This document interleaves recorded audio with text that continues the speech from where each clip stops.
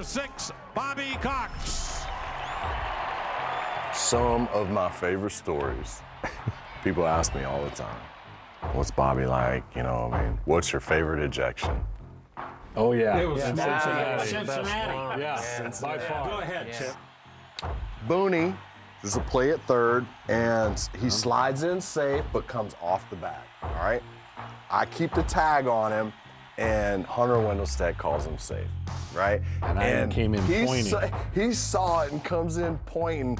Somehow or another, Hunter steps on my foot. they got tangled up, all right? And bumped. Smoltzy gone. Smoltz argued, and that's not Boone being called out. That's Smoltz being tossed out.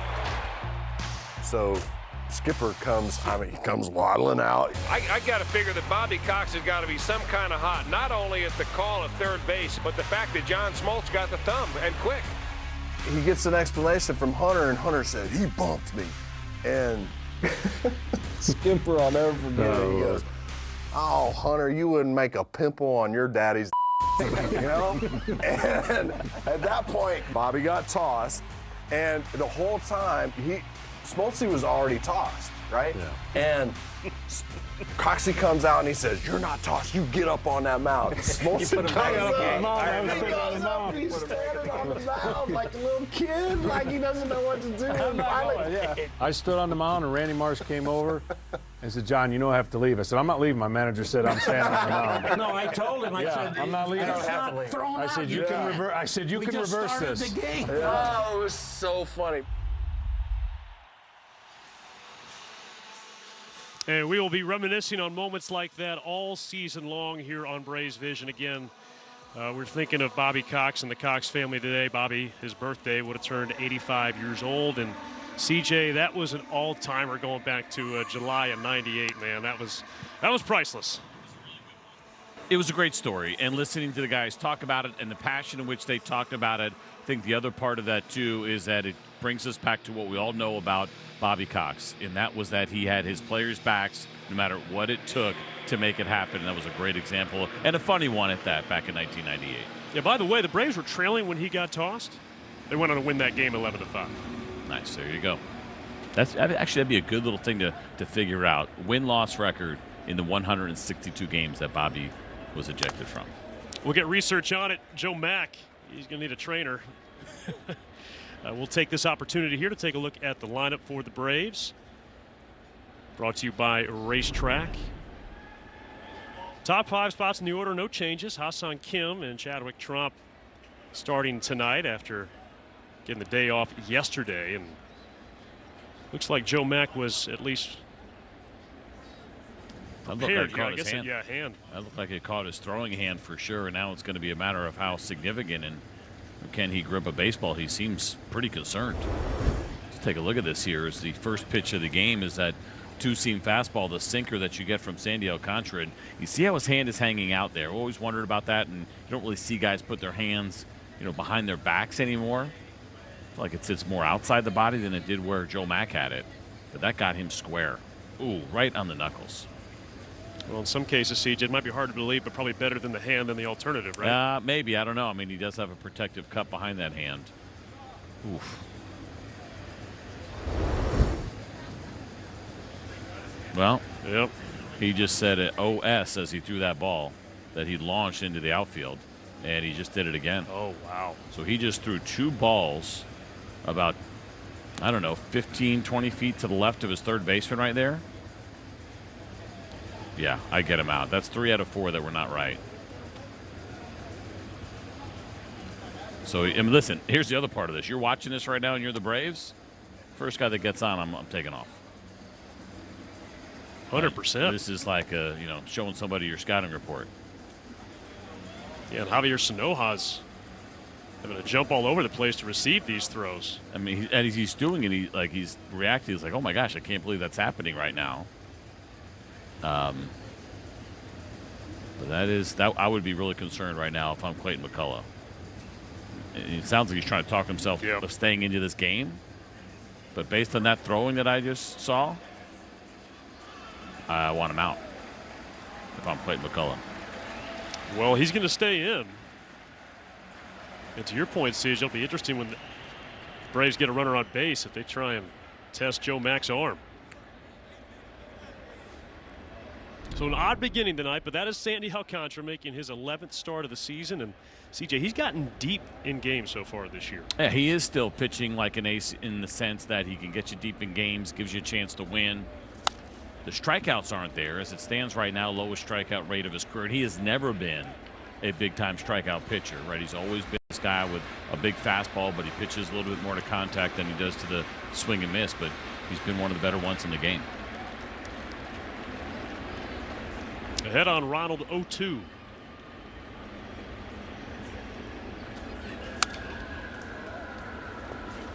All right, CJ, series finale flying home tonight. What are your 4 keys? We got to go line to line here tonight. That's for the offense. Sandy Alcantara has not allowed a home run in his last few starts. He hasn't allowed very many this year. So the idea of going line to line, I think would be a pretty good idea. And how about riding high here for Spencer Strider? That fastball his last 2 starts has looked really good. It has played up in the zone extremely well.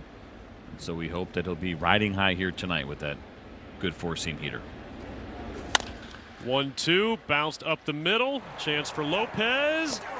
And Ronald beats it out.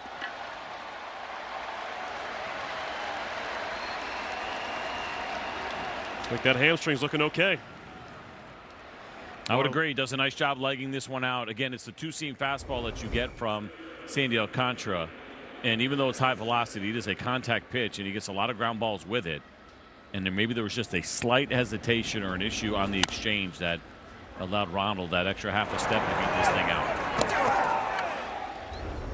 Marlins opt not to review it. And now Michael Harris with Acuna aboard at first.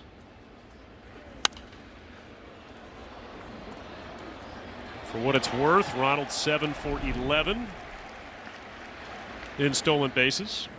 And Alcantara's already given up 7 himself this year, 7 for 8 against him. And I mean, I don't know. For me, I tested after what I just saw with that foul tip with Joe Mack and the way that he was throwing the ball. I want to see it. I want to see him throw down to second. I think it's worth probably putting a little bit of pressure on him.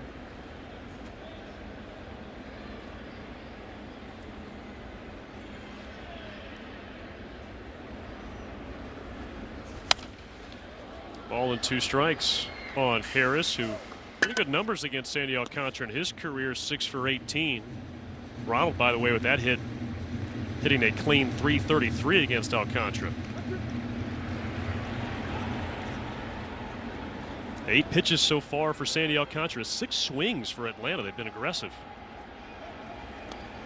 The way that Morel stands over there at first base is pretty unusual. Now, it's not odd that he stands off the bag, right? And he is a right-handed thrower, and so it does make some sense that we see. But it's where he actually puts his glove that looks kind of strange to me, right? It looks unnatural.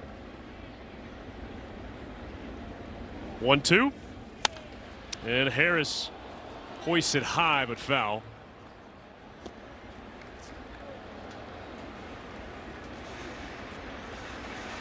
Braves coming off a 9-1 win last night, taking the 3rd game of this series. They have a chance to win this 4-game series if they can win tonight. And Michael Harris rocks one deep center. That ball is in and over the wall. Michael Harris, the 2-run homer off of Alcantara, and the Braves get the party started early.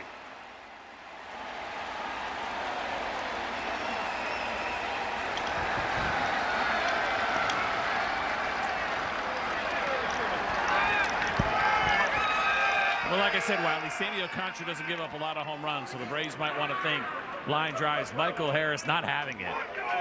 And this was an absolute missile over the wall in right center field.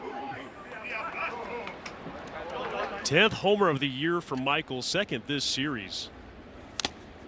So he had gone 5 straight games, 24 1/3 innings without giving up a homer.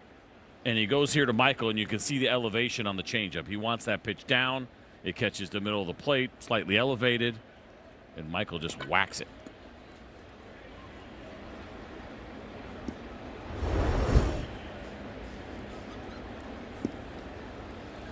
And for Sandy, as you said, CJ, that was over 28 consecutive innings without allowing a homer.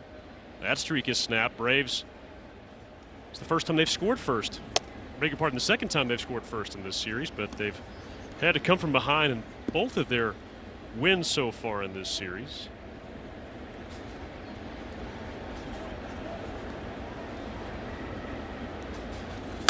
See if they can go wire to wire tonight.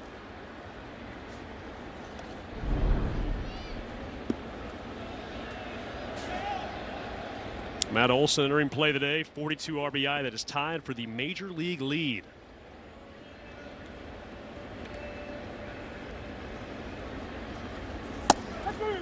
And Ole caught looking.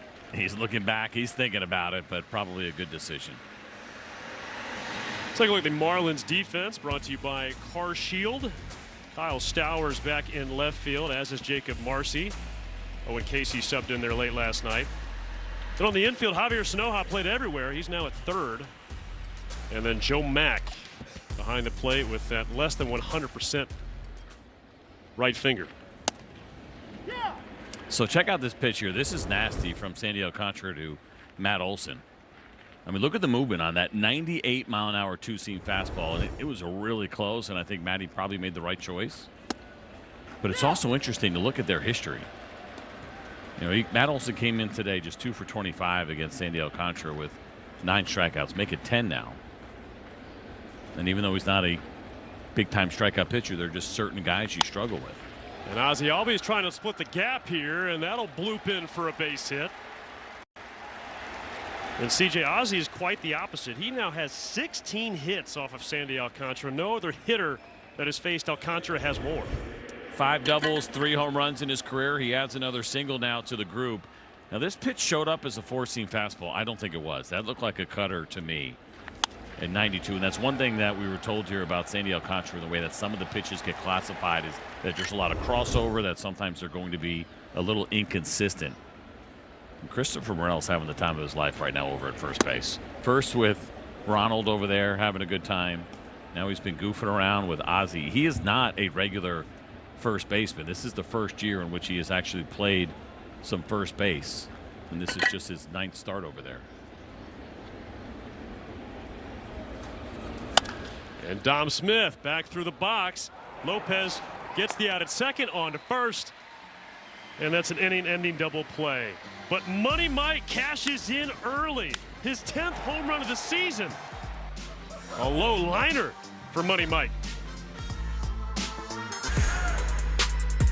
Spencer Strider making his 4th start of the season, coming off that oblique injury, and the last 2 have been lights out against the Dodgers and the Red Sox. And better yet, he is spotted to a 2-run lead as he takes the mound tonight here at Lone Depot Park. CJ, what have you liked from Spencer these last couple of times out? Certainly like seeing 12 strikeouts to 5 walks over those last 2. As you can see there, 3 starts overall, and still really good numbers, right? I think for Spencer Strider, the 5 walks is an area that he probably would like to see improve, but it's been good. I mean, the name of the game is ultimately not allowing runs and giving your team an opportunity to win a game. Xavier Edwards climbs in first. Look at the Marlins lineup, brought to you by Racetrack. That is 5 left-handed hitters, not including Edwards, who bats on the left side here. I know it's early in the season, but so far Spencer's had some success against lefties. He certainly has. Just a 129 batting average against those lefties. The strikeout rate really high for him. 35% of lefties he has punched out so far in those first 3 starts. Edwards hacks at the 2-0 and fouls it out of play.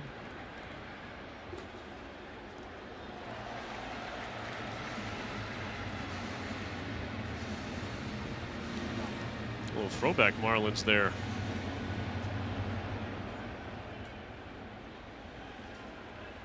The men of teal. You know, Xavier Edwards, he's tied for 2nd in Major League Baseball with 59 hits. Top 10 in batting average and on base percentage. Only guy with more hits than him is his double play partner, Otto Lopez, who's batting 3rd tonight.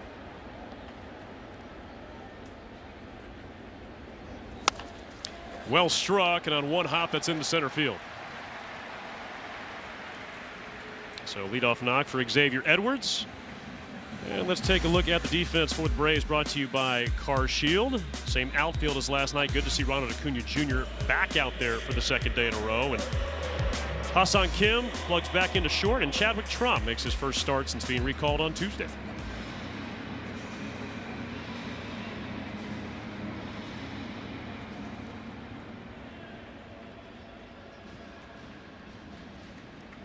Now Liam Hicks.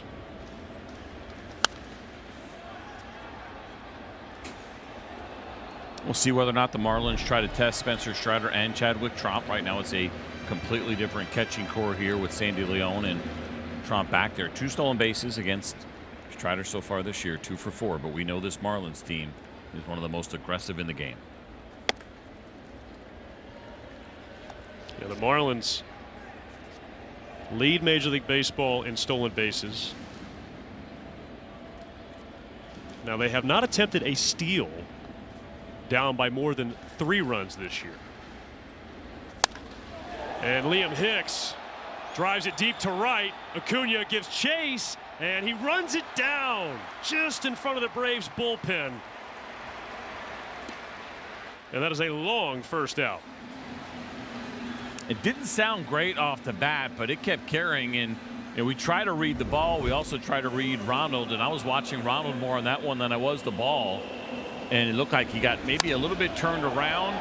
But you watch this at first, you think it's gone. But he did a really nice job finding the wall, getting turned the right way, and then making the catch. I got teaked on that one a little bit. That makes 2 of us. Nice stop there by Chadwick Tromp behind the plate. 1-0 on Otto Lopez,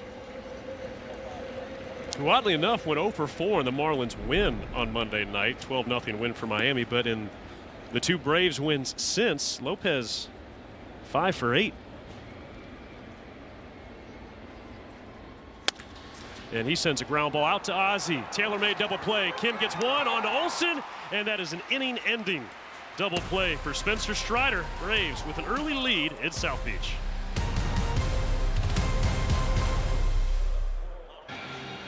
Well, Braves with a 2-0 lead, off to a strong start. We got even better news as we go to the top of the second. We are joined by Chris Sale here on Braves Vision. And Chris, I know you haven't faced the Marlins very often, but was there a party that was excited to check that box and get that win over Miami? Yeah, I didn't know I sucked so bad against them.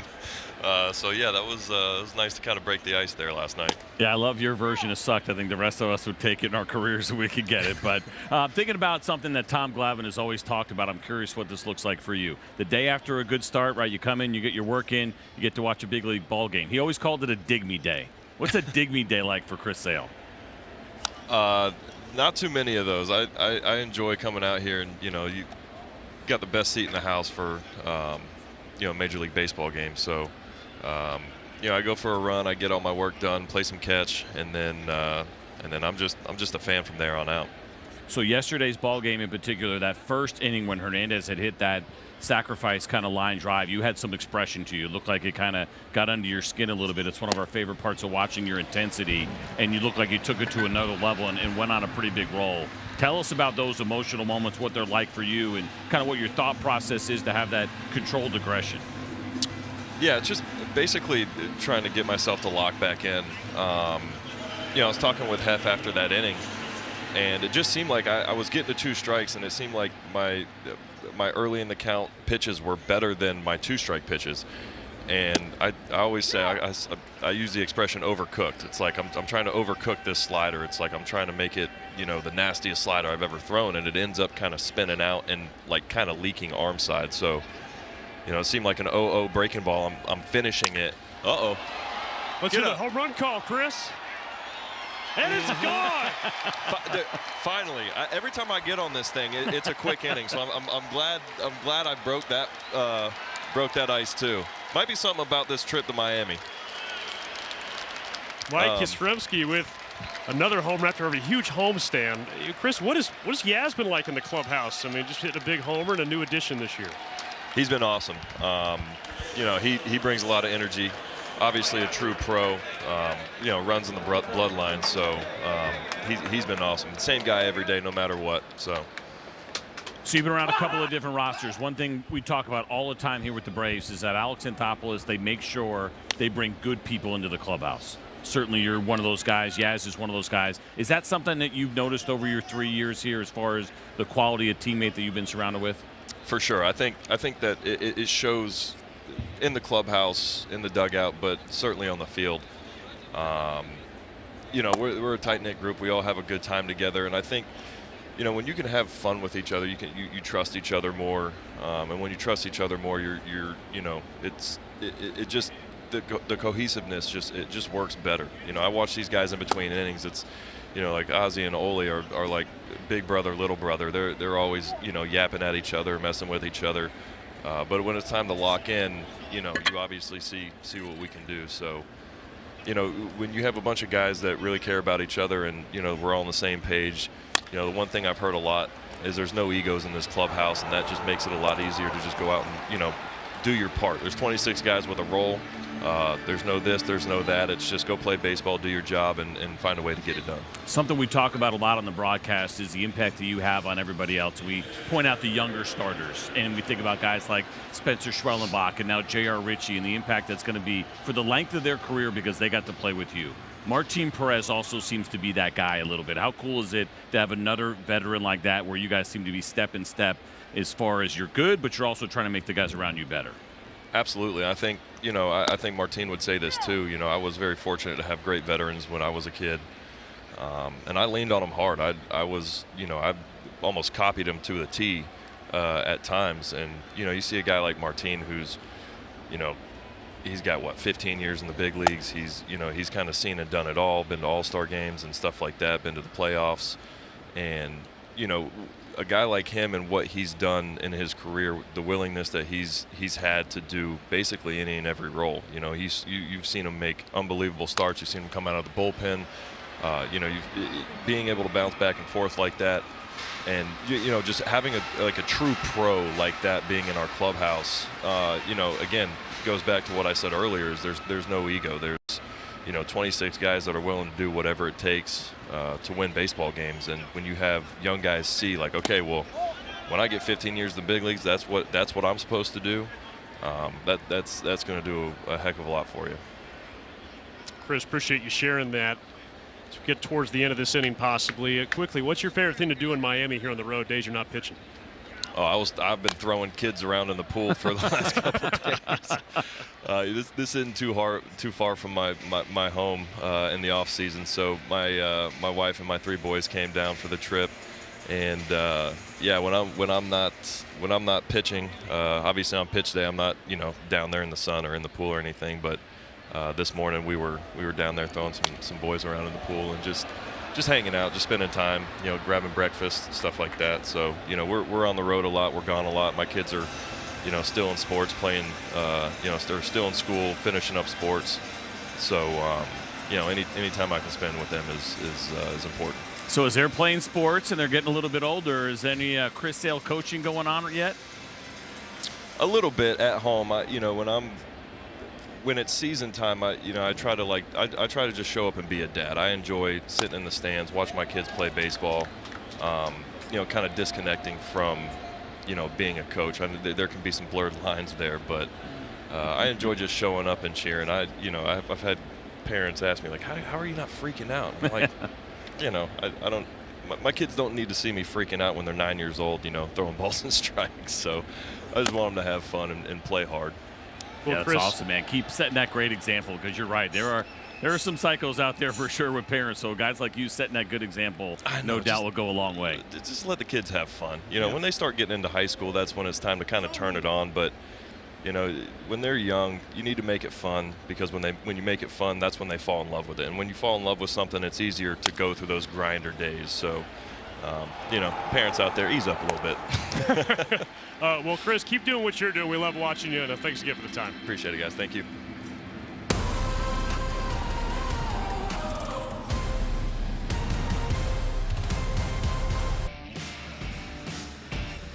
Mike Yastrzemski's homer binge continues here tonight.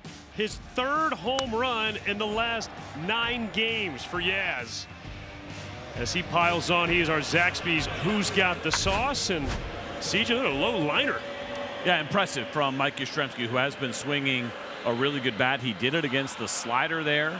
He had a home run previously against Sandy Alcantara, so make it another one now, 5 for 19 in his career with 2 home runs. So Spencer Strider back to work. Just a 10-pitch inning in the first. And he faces Kyle Stowers. And speaking of home runs, CJ, how about the season Kyle Stowers had last year?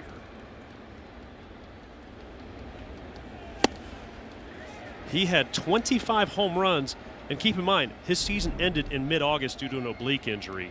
This year, just 1. Yeah, so he has not been able to recover, obviously, the way that he has wanted to. And it felt like for the Marlins, they had a guy, right? As they are going through a lot of these position players that they are acquiring, many of them, of course, via trade. There'll be a couple of waiver claims here and there, but they're looking for their identifiable pieces that'll be part of this core going forward. And you got very excited about what you saw from Stowers last year. Now it becomes about, was this a little bit of a slow start? Was that more of a mirage last year? Is it somewhere in between? That's what they're trying to figure out right now. And Strider beats him with the changeup. First strikeout for Spencer tonight.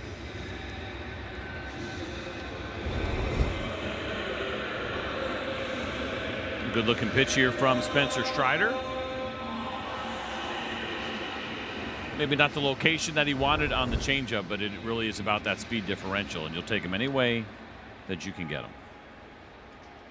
And now Jacob Marcy drops down a bunt. Riley charging. Bare hand. Got him. What a play by Austin Riley. They may challenge this. We'll see either way. It was a great play by Austin Riley. He gave it everything he has. Marcy can flat out run. No, they're not going to challenge. Wow, that is impressive. I thought that Marcy might have beaten it, but I'm wrong here. How about the bare hand on the run? And then, of course, what we talk about so often, the throw's got to be on the money here.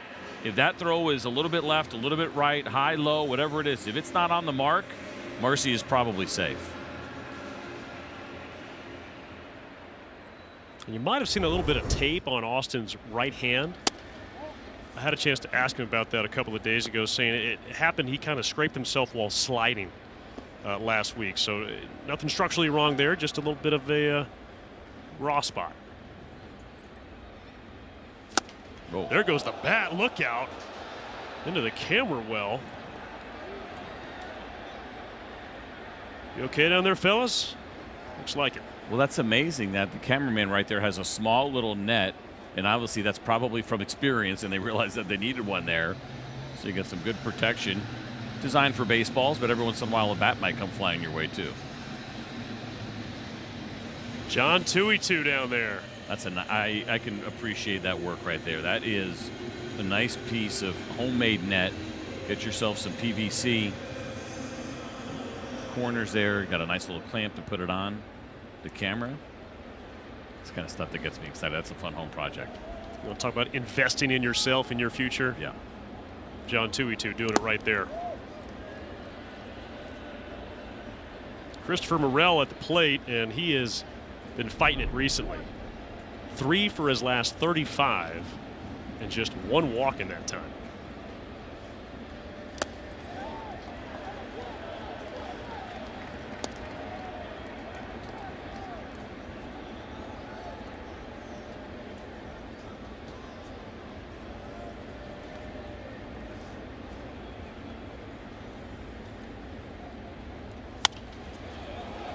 And full count on the 26-year-old from the Dominican Republic.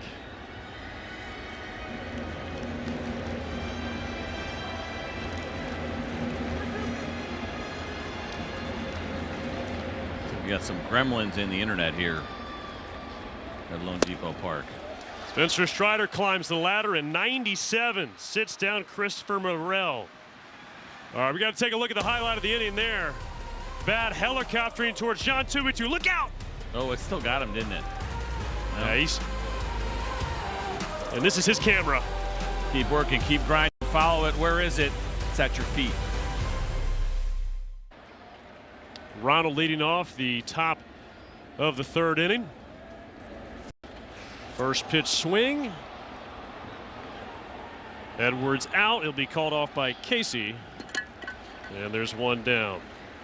Well, it's time for our Home Depot working on a win feature. And prior to that fly out there from Ronald Acuna, those are the numbers from the Braves 1, 2, and 4 spots tonight. You think the way this lineup was set up tonight, I had wondered about maybe sliding Ozzie to the 2-hole because of all the success that he has had against Sandy Alcantara, but it worked out really well with Michael in the 2 spot hitting the home run. But all 3 of those guys have done some pretty significant damage against Sandy Alcantara over the years. Yeah, Michael individually now is 7 for 19 with 2 home runs off of Alcantara.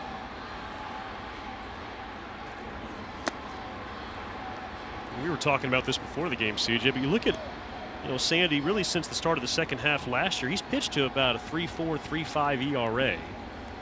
Marlins hoping he can reestablish the value he had as a trade asset before the arm injury.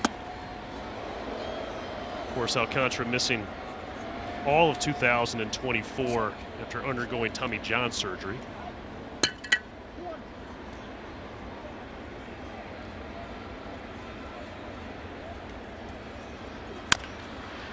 Bouncer right side.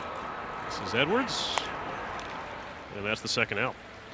Tell you what, that front door 2-seam fastball is pretty nasty. Very similar to the one that he struck out Matt Olson on to lefties. If he can get it there with some consistency, let's see where the Braves lefties would have a hard time.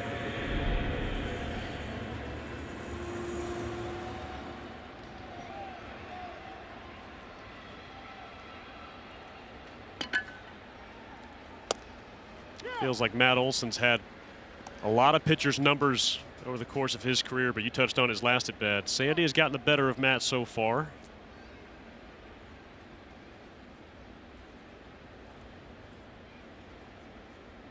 But a couple of home runs from Atlanta so far tonight. Michael Harris 2-run shot, then Yaz with his 3rd.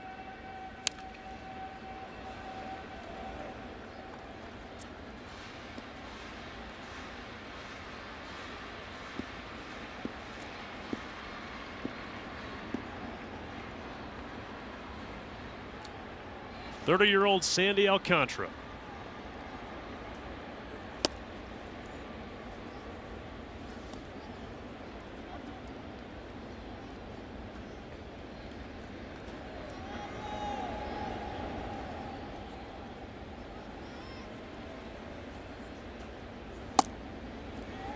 He's trying to backdoor that sweeper and having a hard time getting it there. That's kind of new to the arsenal here for Sandy Alcantara. I've seen more than a couple of pitchers on this staff. It seems to be a favorite of the Marlins organization and trying to get as many of their pitchers as they can to throw it. I was looking at some comments that Sandy had before the season began about that sweeper, CJ, and he mentioned he felt like everything he was throwing was pretty hard. He needed a pitch that was just a little softer and that broke more. And prior to that sweeper, he really didn't have a pitch that broke a lot to the glove side.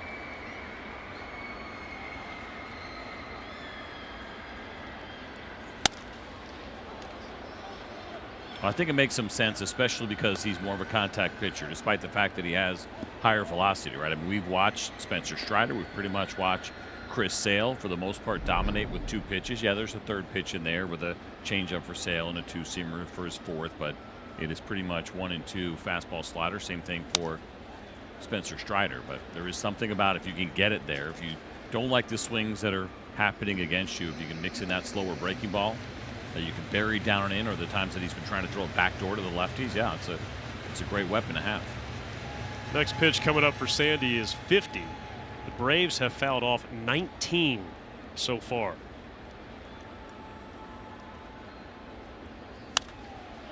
And Matt Olson pops this one up. Left side of the mound. And Max got it. 1, 2, 3, top of the 3rd for Sandy Alcantara.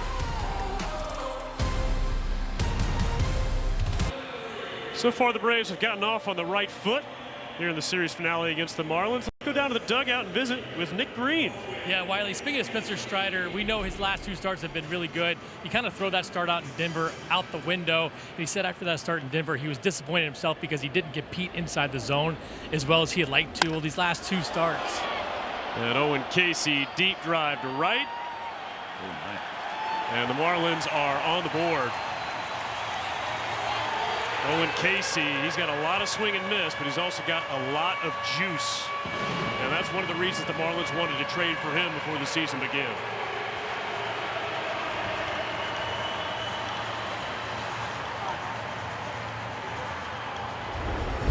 .95 miles an hour here on the fastball from Spencer Strider. It also had some pretty good vert, 19 inches on that one, meaning it had good ride. This is impressive from Casey. These are not easy fastballs to square up and get out of here the way that he just did. 403 feet. So here's Joe Mack. And Greeny, I know how you feel right now. That's happened to me a number of times. Well, speaking about competing inside the strike zone, and he wants to do that a little bit more. The last 2 starts, the velocity has been up, so he has a tendency to compete better inside the zone with the fastball. But as far as the secondary pitches are concerned, he's much more comfortable this year with those pitches. So you're going to see him, and Walt Weiss mentioned this in his pregame scrum. If the fastball is a little bit off, look for that secondary stuff to kind of pick that up. It makes sense, right? He is not allowed to hit on his slider yet. He is not allowed to hit on his changeup yet this year. Now, there was a hit earlier today on a curveball. He had allowed one other hit on a curveball coming into this one. His secondaries really haven't been touched at all.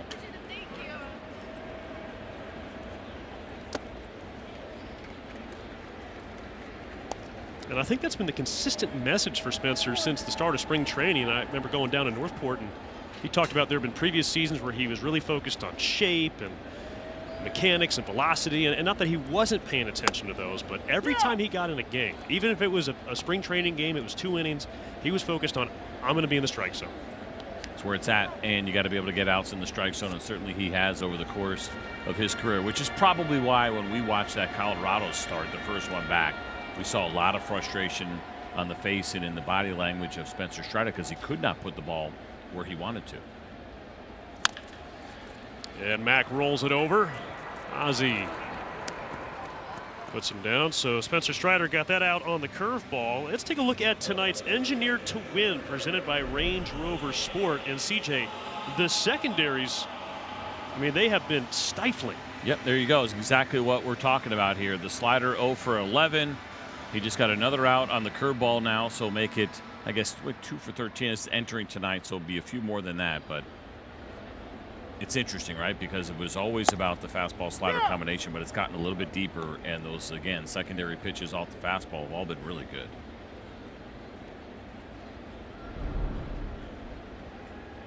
So now Spencer faces Javier Sanoja, batting the 9th spot.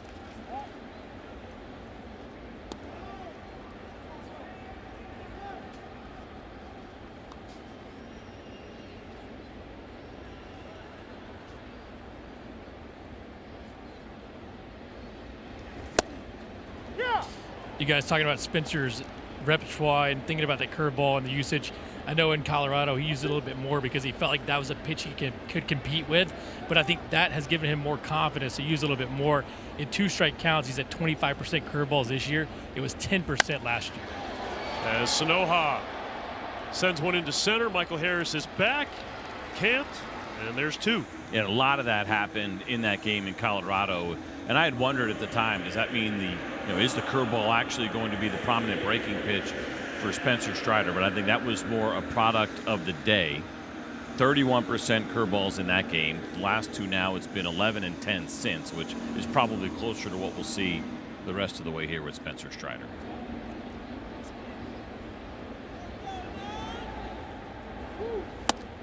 Xavier Edwards takes a curveball for a strike, and saw that footnote on our graphic, but 15 strikeouts in the curveball last year. For what it's worth, more than half of those came in the final 4 starts. And Edwards comes up empty on the changeup. Well, the whiff rate on that curveball has been excellent so far this year. That's been a big part of this, I think, as well, and realizing that it is a legitimate weapon. It's a good pitch that you get from Spencer Strider. And it's a pitch that he had in his amateur career. I mean, Spencer's talked about it. He didn't really have a slider until he got into the Braves organization. So that curveball's been good to him for a long time. Of course, that slider's also pretty good. 0-2.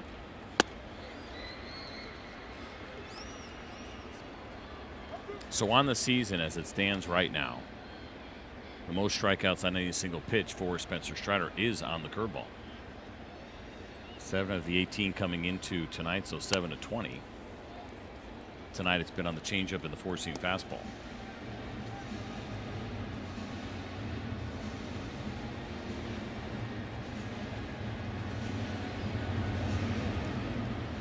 Xavier Edwards, one of 2 Marlins to reach tonight. Leadoff single in the first. Casey, of course, with the homer is the other. And he will not reach here as Spencer Strider sits him down with the slider and bounces back after that solo home run to begin the third. Don't forget about the slider with all that curveball talk.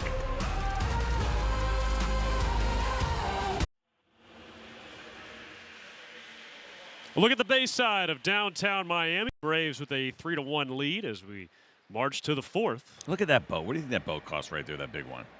That's absurd. More than a number I can count to, I'll promise you that. Saw a couple of pretty big ones today, yesterday actually on a walk. And I'm like, it's amazing. What do those people do? What do you get in your first boat? Never. Never? No. Okay. Does Megan know that? She's fine with it. Okay. Yeah. She wants her feet on the ground. I like that. So 0-1 on Ozzie Albies. Speaking of Megan, big official day today. Luke Nikowski graduated high school. Oh. And so my last child, not technically out of the house just yet, but we are getting a little bit closer now with every child with their own degree, whether it's high school or college, and beat it. Somebody said something really funny and inaccurate to me yesterday. They were like, oh, that's great. The kids are off the payroll. I was like, yeah, right. Yeah, right. Off the payroll. I'm not sure that exists. Well, you were talking about it, I guess, a couple days ago when you were eating dinner, but you guys never had a honeymoon. No honeymoon. No, I got married in January. I got traded a few days later. And so, no, we never did anything fun. As Ozzie lifts this one left side, Sanoha squeezes it for the first out. So does that mean you could have a later honeymoon now that the last one's out of the house? That's a good point, Wiley. Don't say that too loud. I don't want okay. Megan to hear you. But yeah, probably. And we never wasn't a big vacation kid growing up. We've done a couple things lately. I like to think that counts. But I'll always feel like I owe because it snowed on our wedding day. January is not an ideal time to get married in New York. I'll have to pay for that one the rest of my life. I think you've done all right by her, though, so far. I appreciate you saying that. Next time, say that in front of her for sure, please. I will. You can get that in writing if you want. Signed by Wiley Ballard. Dom Smith steps out. Well, we heard the thoughts of the base coaches for the Braves, Antoine Richardson and Tommy Watkins, on Dom Smith's Little League home run and the slide, or as Antoine Richardson called it, the flop. I love the reactions from those guys today. That was a really fun piece and good sound that was captured by Nick today and showing everybody the video. But to listen to Tommy and to Antoine in particular, kind of defer to those guys like, yeah, they're probably faster than me. And I'm like, Antoine, there's no way, right? Antoine looks like he's still in good shape and looks like he could run. But I don't think they wanted to even take the chance of showing up one of their players. And they were saying all the right things today. And I appreciate that. But if I had something on the line and it's a foot race, I think I'm Antoine 1, Dom Smith 2. I'm not going to disagree with you. Yeah. You know, part of being a coach, though, you want to instill confidence in your players. Guys, I talked to Dom about his speed last night. And he said when he gets going, he feels like he's running fast, but then he looks at the video and it doesn't feel that fast. Yeah, that's a bad feeling. I don't know, though. I think I'd rather feel like that than knowing I'm maxing out and I still feel like I'm going slow. Maybe. So it's like, as a pitcher, you feel like you make an athletic play, and then you see the highlight and you realize you look like a doofus and you're not athletic. I certainly had that one a few times. You know, broken bat and beneath the wickets of Alcantara, and there's Lopez to make the play. There's a lot happening right there. Certainly was, against a 97-mile-an-hour fastball from Sandy Alcantara. Again, the velocity continues to hold and look pretty good. Sounded like end of the bat, and it was. And probably better off for the Marlins that Sandy Alcantara didn't touch that baseball at all. The movement on that two-seam fastball is something. Now Austin Riley. I don't know about you, CJ, but when I think back to the Sandy Alcantara there from 2019 up until they had a 2023 with the arm injury, I primarily think of that hard sinking two-seam fastball. Yeah, it's a weird time in the game because we went through a phase where that kind of got pushed to the side. It wasn't as respected as good of a fastball. Everyone was chasing the vert, chasing it at the top of the zone with a really good ride. But I feel like we're seeing it now kind of start to come back a little bit more for those who can throw it and throw it well. And we mention this often, but talk to a guy like Tim Hires, talk to hitters, talk to other hitting coaches, and they'll all tell you the same thing. When you're prepping for a pitcher, if he has multiple types of fastballs, it's a problem. If you have one kind, even if it's a good high vert fastball, at least you know how to attack it. But if you have a fastball that's doing different things, sinking, cutting, staying straight, that's a lot more difficult. And Austin Riley chases the slider, and Sandy Alcantara sent down 8 in a row, but it's the Braves who lead 3-1.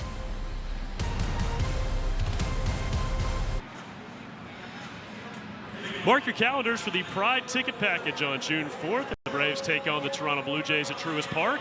With the purchase of this specialty ticket package, you will receive a game ticket, access to a pregame party at the Coca-Cola Roxy, a Braves Pride Performance t-shirt, and $4 off every ticket package sold will go back to the Out Georgia Impact Fund powered by United Way of Greater Atlanta. You can visit braves.com/pride to secure your specialty ticket package today.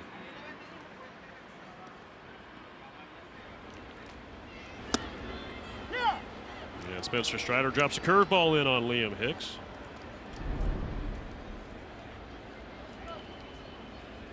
About the efficiency so far for Spencer Strider, our statistician Ed Svita points out only one hitter has seen more than 5 pitches in a plate appearance against Spencer Strider. That was Christopher Morel, who struck out in the second. Yeah, pretty impressive when you think about 10 hitters faced here already for Spencer Strider, which has put his pitch count in a pretty good spot, right? 38 here so far through 3+.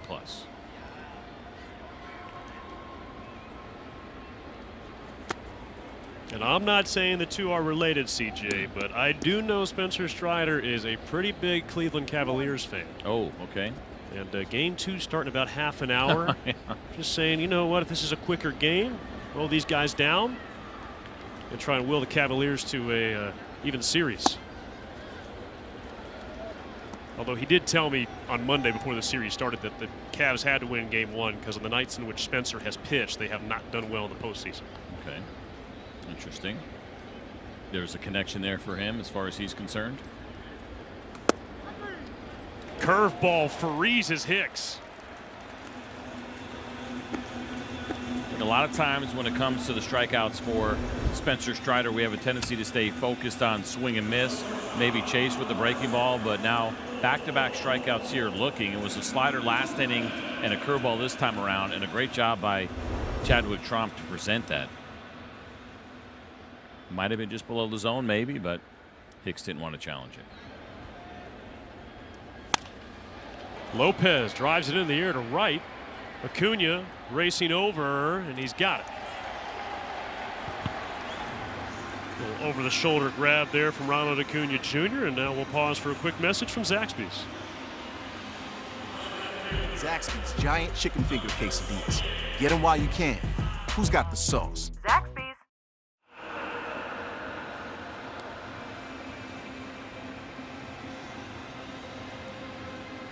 So 2 outs on 6 pitches here in the 4th.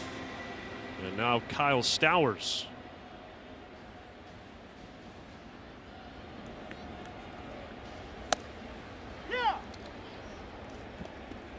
We talked about it earlier, Stowers with that 25 homer season last year. Also had an OPS over 900.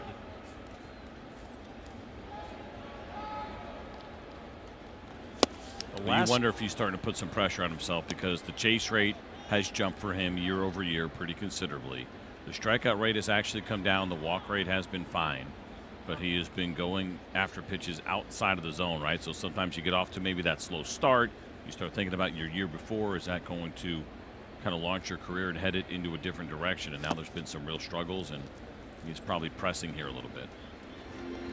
And he was a trade acquisition for the Marlins at the 2024 deadline from the Orioles. He and Connor Norby came over in exchange for Trevor Rogers. But like you talked about, Miami, they just haven't had that big power threat in, it feels like, nearly a decade now. And Kyle Stowers shows off some of that power. Ronald headed towards the Braves bullpen, and it is gone off the top of the wall. And it's a home run for Kyle Stowers, just his second of the season. And he cuts the Braves lead to 1.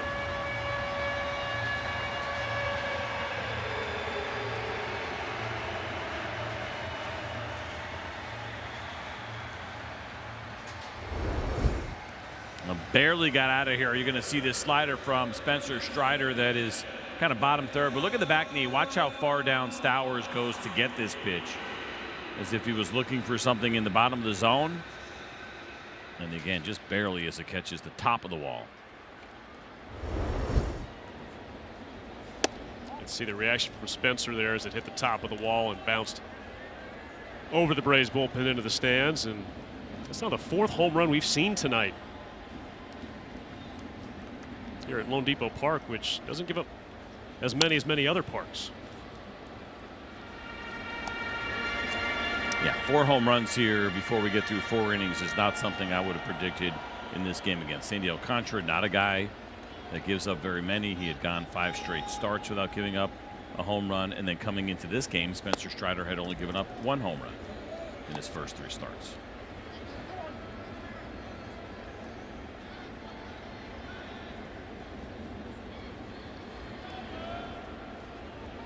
Now trying to retire Marcy. Which has been hard to do, CJ. Marcy's reached in 14 of his last 20 plate appearances, dating back to Friday when he had that monster series in Tampa.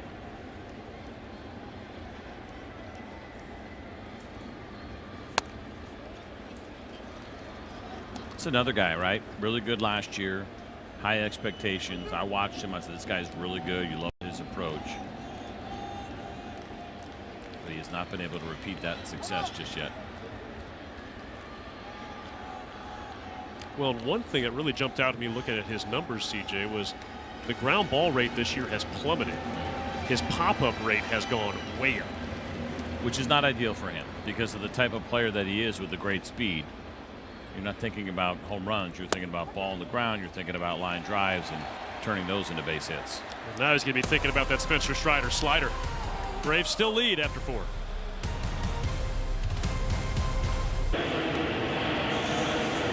It's time for our Georgia Natural Gas Greener Life Impact player, Mike Yastrzemski.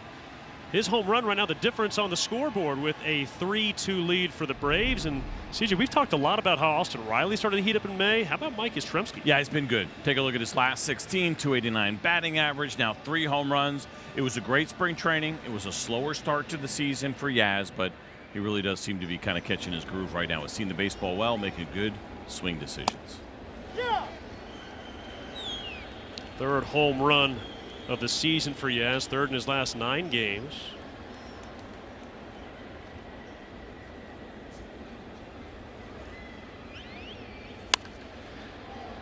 He lofts the 0-1 down the left field line. Sanoha gives chase. Not enough room.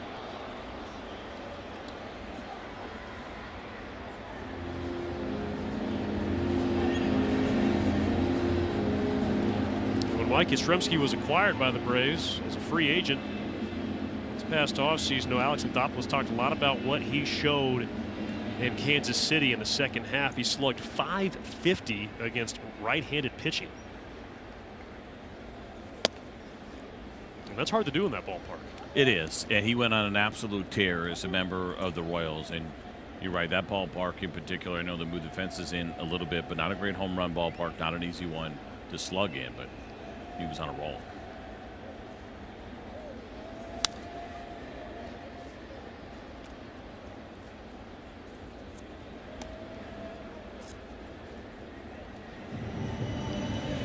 Sandy Alcantara at 69 pitches. making his 11th start of the season. 7 of his first 10 have been quality starts. 6 runs, or beg your pardon, 6 innings, and 3 runs or less.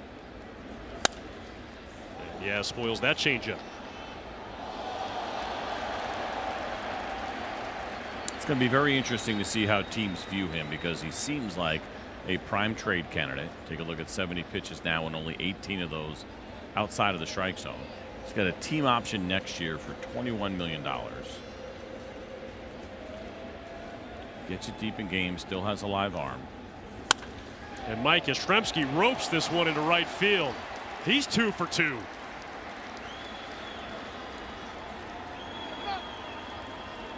Did a good job of lining this two-seam fastball. This is such a great ground ball pitch for Sandy Alcantara. And you can see it there, inner third, maybe trying to go front door looking for the freeze, didn't get it. Instead, it's a Mike Yastrzemski base hit.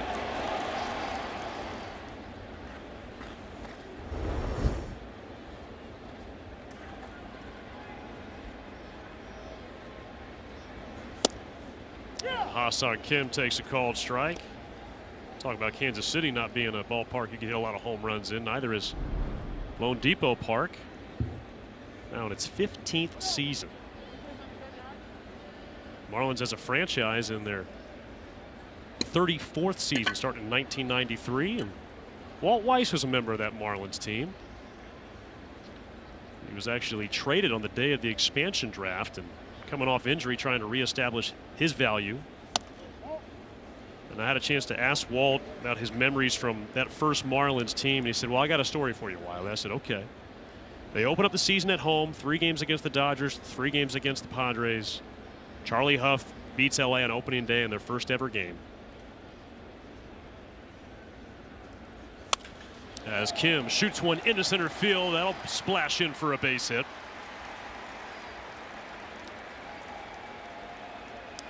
So after that final home game, they get ready for the first flight in Marlins history. And as they're sitting around the clubhouse packing their bags, their traveling secretary comes in, CJ, and says, okay, our flight crew has quit. So we do not have pilots. We're going to Shula's, and we'll let you know when we find a crew. So they went to Shula's, the steakhouse, and were there until late at night. Finally got a crew put together. They arrived in San Francisco when the sun was already up, and they had a 1 o'clock game for the Giants home opener. So they dropped their bags off at the hotel, did not sleep, went straight to Candlestick for the game, and lost in extra innings. Game time 3 hours and 40 minutes. And that was the first flight in Marlins history. Yeah, that's a foul ball. That's going to be a story that will be told for a long time. So 1993, and obviously Walt was there to witness it. Just guessing, there was probably a lot of complaining from those guys. And listen, there's nothing you can do. There's nothing a director of travel or traveling secretary can do in that spot when you have a flight crew that quits. But that is absolutely wearing it for a big league ball club. Wow. Marlins expecting a sacrifice bunt here from Trump. He squares.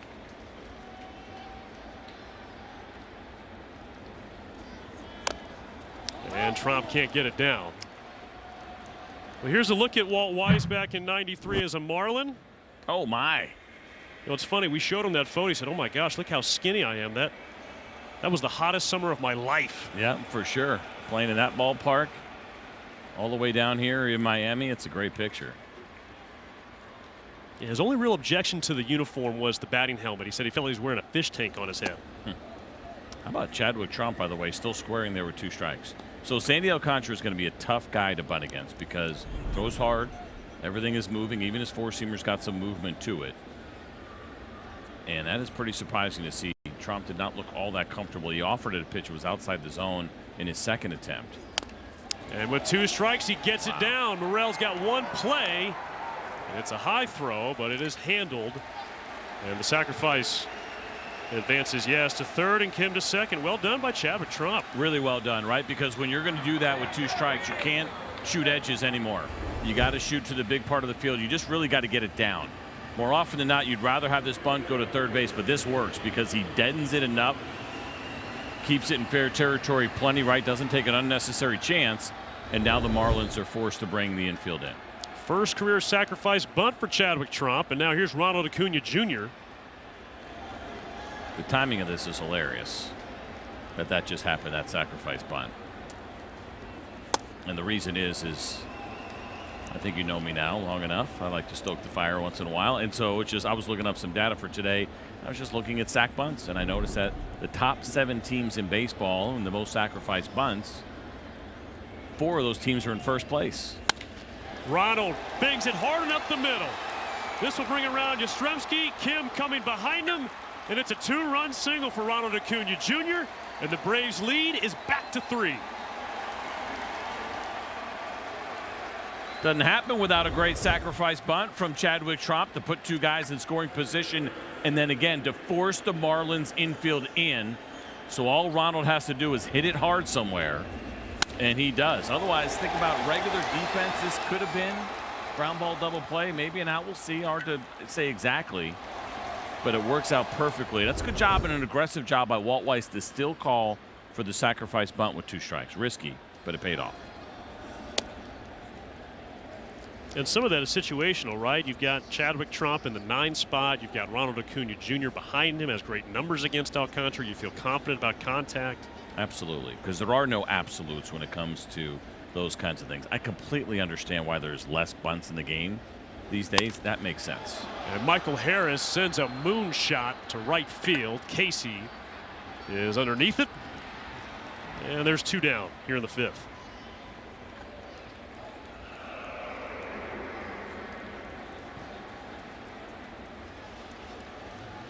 But I'm not a believer in 0 bunts, stop bunting. There's only one team actually that hasn't bunted yet this year. It's the Detroit Tigers. They're having a hard time getting their offense going. I'm not saying that bunting's going to change everything for them, but A.J. Hinch has always been kind of against it, and I understand there's good philosophy behind it.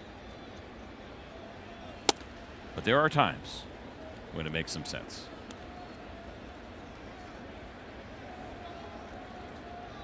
And ultimately, if the clubhouse has bought in on it, even more reason to do it.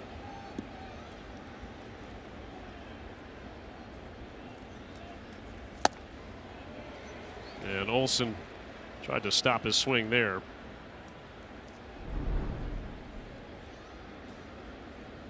Matt 0 for 2 tonight. Does have 4 hits in the series. And he ambushes that one just foul.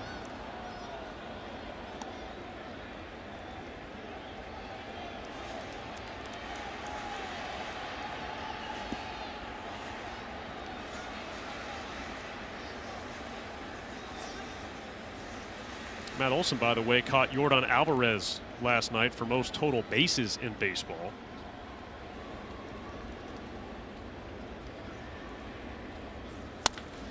Swings and drives one high in the air to right field. Casey on the track and now coming in.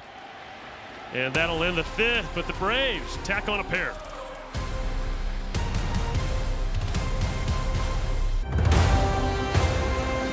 Atlanta Braves baseball is brought to you by Truist. Go to the bottom of the 5th. Braves leading 5-2, trying to win their 14th series of the season.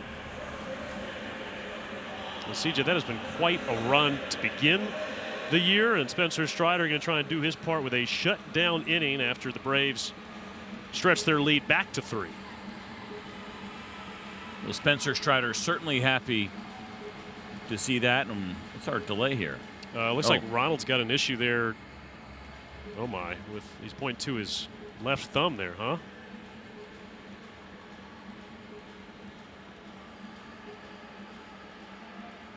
Can you read lips in Spanish? I can't do it in English. No, same. I'm just happy I can read books. This is, again, Ronald doesn't seem to be in a ton of pain, but he's quite wondering about something there with the left hand. He's certainly animated in trying to explain what he's feeling, whether, I don't know if there's some kind of cut in there or if, I don't want to speculate, I got to be careful, right? You see him kind of shaking his hand. Is he losing feeling? It's like he wasn't moving his thumb very much during that. I don't know what it is, but certainly happy to see him going back out to right field. Got to get the batting gloves taken care of. All right, well, good to see him staying in the game, but that was peculiar.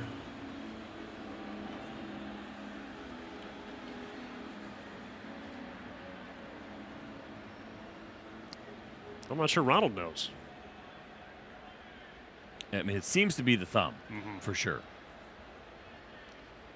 Well, Spencer Strider back to work.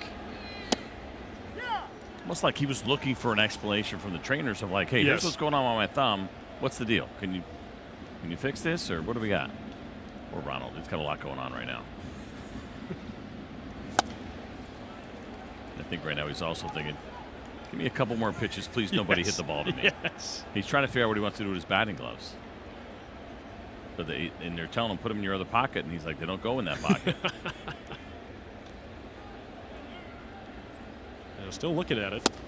And Christopher Morel down on 3 pitches. He strikes out for the 2nd time tonight. That's 6 punch outs for Spencer Strider. So this is the easiest way to take a little pressure off of Ronald in right field, is just go ahead and strike some dudes out right now. And this is a good version of the Spencer Strider slider. Now Owen Casey. He shows bunt, yanks it back. I think that might have been a little bit of a decoy. So he homers in his last at bat. Now listen, it does happen sometimes that it's not a bad idea maybe to try to catch a team off guard. Austin Riley is playing off the bag a little bit, but I can't imagine that was a serious attempt. Casey's ahead 2-0.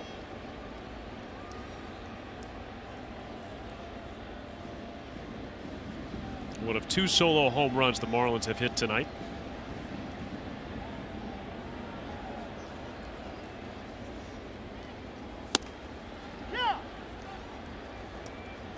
Chadwick Tromp, by the way, first time he is working with Spencer Strider in a regular season game, given both of their lengthy time in the Braves organization. I'm certain there's been nothing else, a live BP or something like that, or a bullpen. But this is the first time they've ever competed together in the regular season as a battery. Wow. A little bit surprising. But you're right, spring training, all those other times you get together, so he's got a feel. You also watch a lot of video as you get ready for a start if it's a guy that you have not caught very much. And on the 60th pitch of the night, Spencer Strider gets the 2nd out in the 5th inning. That's 7 strikeouts.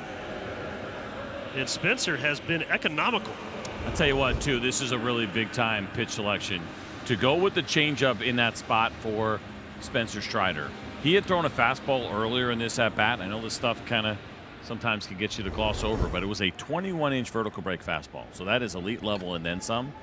And so it had some ride, and we know that's something that he's been chasing and working on and trying to get back, and it's always been kind of the bread and butter. And so he looks up at the board, he knows, right? You see, because they have it here at the scoreboard, 21 inches, that's big time. And he didn't go back to it. You know, Casey hit the home run against a pretty good fastball, and so it was the changeup instead. So a very nice adjustment and a good pitch selection. Would that be an example of the type of growth Spencer might have had at the end of last season? Comfort, not necessarily going to plan A? Because, you know, he could always reach back and have 99, right? The vert's one thing, and I think that's your first choice, but also there was a little bit more velo there pre-surgery for him. I would say yes. I think it's a really good example of it. I do think with the fastball, when you have a big time, and he has had an elite fastball in his career, that it can be a little bit of an ego pitch when you got a good heater going, right? It's kind of man on man and let me blow it past you. He's getting a little bit smarter. Not that he never wasn't.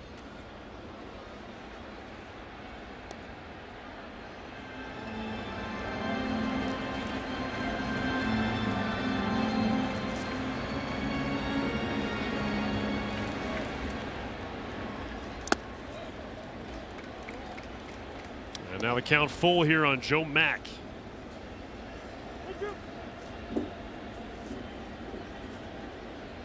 Spencer's allowed just 3 base runners tonight. How about that? It's a good note there.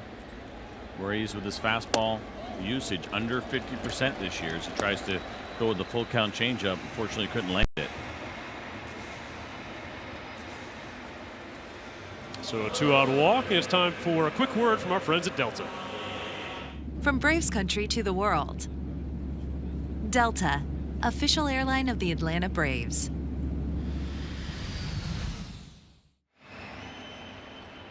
now Javier Sanoja.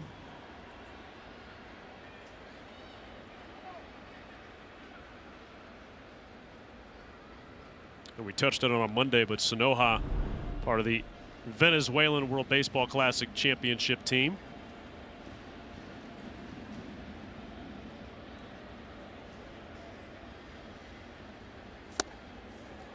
In fact, he was the pinch runner there in the 9th inning, stealing second and then scoring on that Eugenio Suarez double to give Venezuela the title. And there you have it right there. Celebratory ice cream. Speaking of, I knew you were going there. Wiley Ballard today. There's a pretty clear set of rules in Miami press level of what container you're allowed to use to get ice cream. And who knew that the law didn't apply to Wiley Ballard? This man does whatever he wants. The rules are made to be broken, CJ. Yeah, I like it. There we go. So there's the little cups to the right. And here's Mr. Wiley Ballard. That's not a clear cup, and it's certainly not the size of the cup that he's supposed to be using. That man right there is sneaking up on Wiley and saying, oh, well, if he can do it, I guess I can do it. So way to go, Wiley. You're now not only guilty, but you're an accomplice. And Spencer Strider, little frozen ice cream there on Javier Sanoja. Braves up 5-2 as we head to the top of the 6th inning here at Lone Depot Park. The Braves offense continues to roll a couple of more runs in the top of the 5th inning. Let's take a look at our Cold Hard Facts brought to you by Coors Light. This takes a look at multi-run innings. The Braves lead Major League Baseball with 72. The Nationals at 72, and the Yankees, Cubs, and Dodgers follow. Look at those 5 clubs, 5 of the best offenses in the game. I talked to Tim Hires about this a little bit yesterday, and he mentioned the depth of the lineup and how important it is for everybody to contribute. Everybody's done that so far. And also, when you look at this and look at the numbers, the Braves aren't necessarily relying on the home run ball, and I think that's a good thing for this offense. If you want to have a balanced offense and have depth with the lineup, you cannot rely on the home run ball all the time. The Braves at 39% is the lowest percentage of runs via the home run for a Braves team since 2018. It's impressive, and you're absolutely right. I'm a big believer in it as well, right? It's nice to see home runs, and there's a lot of value in having the 3-run home run and what a difference that can make, especially when you have home run power throughout your lineup the way that the Braves do. But if you become dependent on it, chances are that means you're also a big swing and miss team. There's going to be more strikeouts, and sometimes it can be difficult to string together those rallies. So I think the multi-inning or multi-run innings that we have seen this year is a better indicator of the offense that you'd like to have.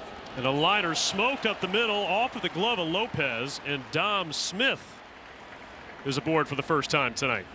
And guys, if you remember, Walt Weiss mentioned that early on in spring training. They want to do other things than rely on the home run ball, and I think we've seen that with the quality of at bat. They've been really good with 2 strikes, kind of shortening up and making sure they move that line. And we saw it with the bunt with Chadwick Trump. If you can turn that lineup over with less than 2 outs, runners in scoring position with the top of the lineup, a good chance you're going to score a lot of runs. Yeah, that 39% that you mentioned, Greeny, right in the middle. That is 14th in baseball as it stands right now. And for the teams that sit at the top, probably not where you want to be offensively. The White Sox, the Mariners are 1 and 2 now. The New York Yankees are a good team. They're 3rd. But you do not want to be overly dependent. And the team that is least dependent on the home run for their runs is the Milwaukee Brewers. They're having a pretty good season. Austin Riley takes a strike. And look, I mean, we look at the postseason every year, and the teams that end up winning tend to hit the most home runs, yes. But to your point, CG, I think to have success against postseason pitching, you got to have guys who can extend at bats, spoil pitchers, and create opportunities for a mistake to be driven out of the ballpark. As Riley floats this one into right, Casey's there, 2 away.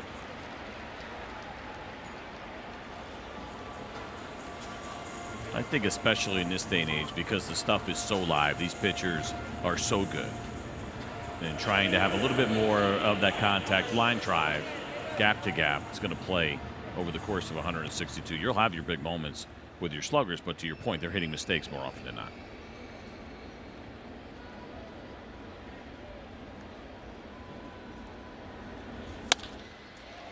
And Mike Yastrzemski continues his big night as he shoots one into left center. That's going to roll all the way to the wall.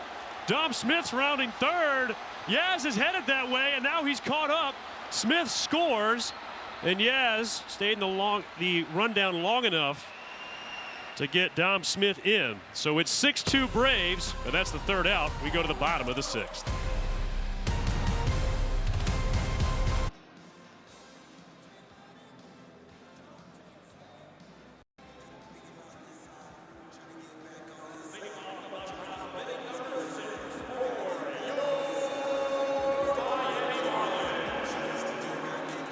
And Dom Smith, he's getting his conditioning in this week here in Miami, scoring all the way from first. That double from Mike Yastrzemski. I think maybe Dom Smith thinking right now, listen, I didn't sign up to be on the track team. I just came here to hit. Now, a couple things here. First of all, nice piece of hitting from Mike Yastrzemski, and this ball skipped and got into the gap, and you can see Dom, he's going hard, trying to score first to home. Mike Yastrzemski went from making a bad decision to making a good one. Right, thought maybe he could get the third, and instead of just trying to run and maybe have a good slide into third base, he realized he was going to be out, and then you have that quick thought of, hey, Dom Smith's running. I got to make sure I give him time to score, because if they get the Yaz before Dom Smith touches home plate, then that run does not count. So thought that was a good adjustment, a little bit aggressive on the base running, but a good adjustment from Yaz to make sure that Dom got across the plate. We've got a change in right field. Eli White has taken over for Ronald Acuna Jr. Ronald spent the fifth inning in right field, but was examining that left thumb pretty much throughout the entire inning. Something wasn't quite right with it, and after the inning ended, he went down into the Braves clubhouse with the trainers, and we'll wait for more information a little later on. Yeah, it was really difficult to tell what was happening here with Ronald, but he kept kind of talking about it, pointing to it, kind of looking for an answer.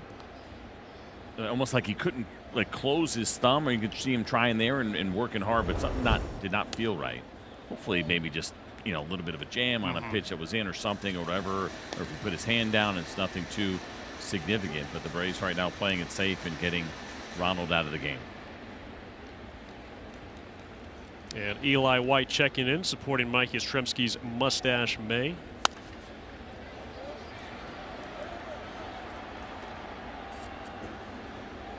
Xavier Edwards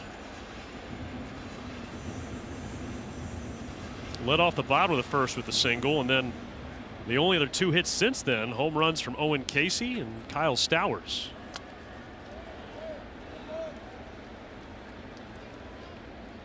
But the Braves putting up 2 runs in the first inning. Michael Harris, the leadoff home run, or beg your pardon, a 2-run home run after Ronald's leadoff single. So the Braves have been in front since the jump tonight.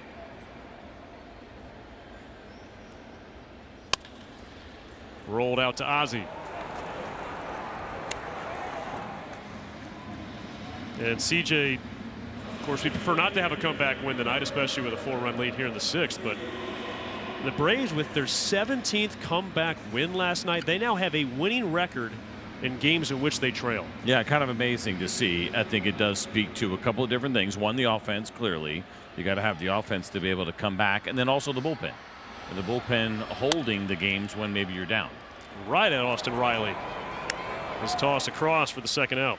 And I say the bullpen, I mean, there are times when you give up a run in the first inning and you come back and you win, and that'll count as a comeback win. So really the pitching overall, those two things don't happen if you're not hitting well, if you're not hitting well in the clutch, and you're not getting great pitching, and they've been getting great pitching. Dylan Lee getting that sweat going. What was Iggy working on over there? Was that I missed it. Was that like a tool, or was that a rake? Is he just messing around out there? Or is he getting ready to do the pole vault? Maybe a little yard work there in the bullpen. What do we got here? He just tucked in perfectly behind that padding. Is that a pole saw? Just limbering up.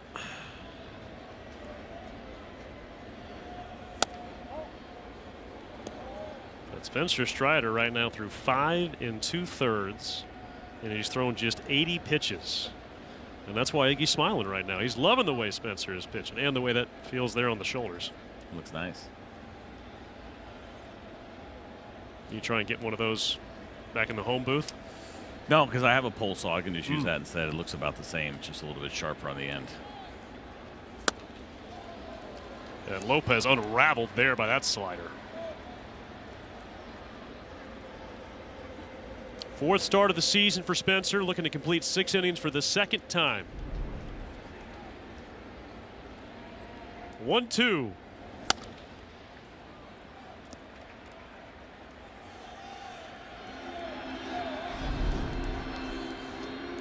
Otto Lopez, Major League Baseball's hits leader. Looking for his first knock tonight.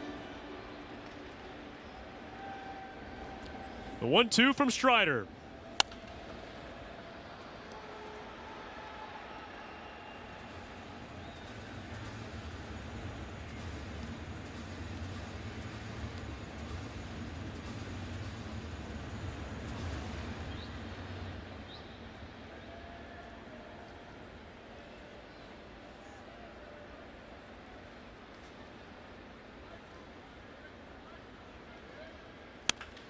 And Lopez hooks this one foul out in front of the slider.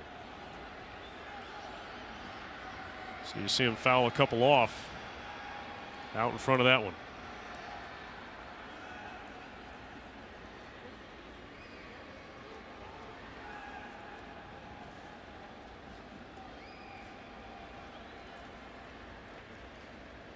One more time, the 1-2. Ooh, look out.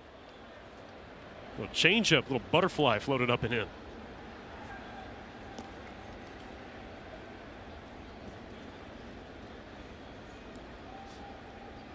Well, if there's one pitch Lopez can handle, it's been the fastball, but we'll see if Spencer tries to mix it up after some soft stuff. He does, misses low and away. Aggressive, trying to dot that down and away, hit the corner, maybe get that called third strike. Now, mentioned he's a good fastball hitter, he's a good contact hitter. Trying to pitch almost to weak contact at this point and trying to find a spot in which pitch to do it with. And the ninth pitch of the at-bat unravels Otto Lopez. Gives Spencer Strider 9 strikeouts. All strikeouts are not created equal. This is a special one here on the curveball to get a guy that's really hard to strike out. Ramirez turns to the track. She's gone.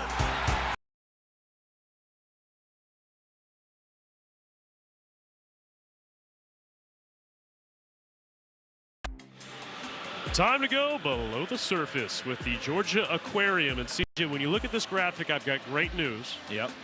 The Braves don't play again on a Monday until the end of next month. So you feel like Monday has been the issue. Certainly in this series it was after they got shut out Tuesday through Thursday. It's gone pretty well so far. It is a weird one, right? We got a lot of off days coming up, and then for us there's a national game in there, so we don't call a Monday game for a while. And nobody, and I mean nobody, likes Mondays.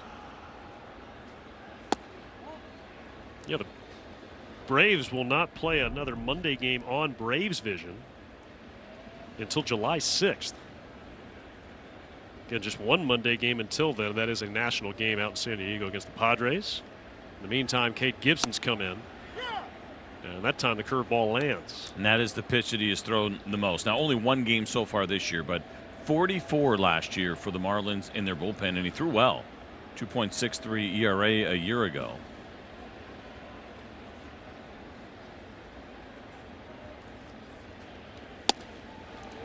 No. Come on, go ahead, challenge that. I didn't like either one of those. No. Oof. Also, Kim asked for some time. So Sandy Alcantara goes 6 innings. Not going to be a quality start.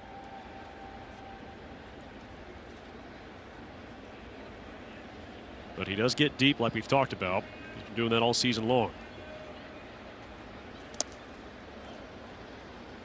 Trying to put that curveball in the back foot.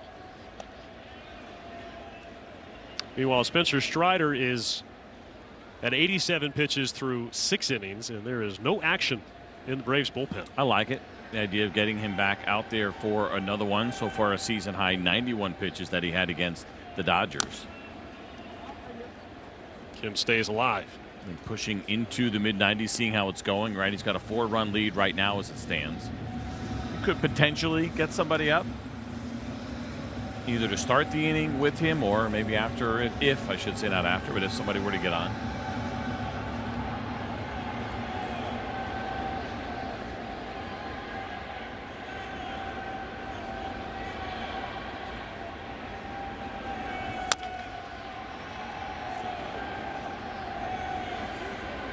Braves offense has been a foul ball machine so far tonight. Started looking, so it's got to be at least 29, maybe 30 foul balls in this game for them so far.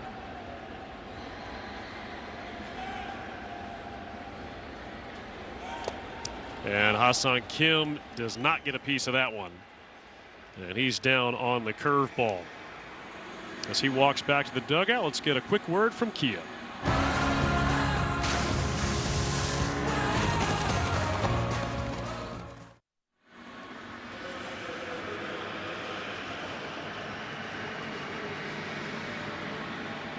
First two games of this series, we saw a ton of walks, CJ. The Braves on Monday night issued 7, then Tuesday they drew 8.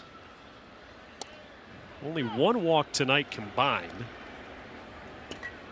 between both the Braves and the Marlins. And last night we didn't see a walk from either starter.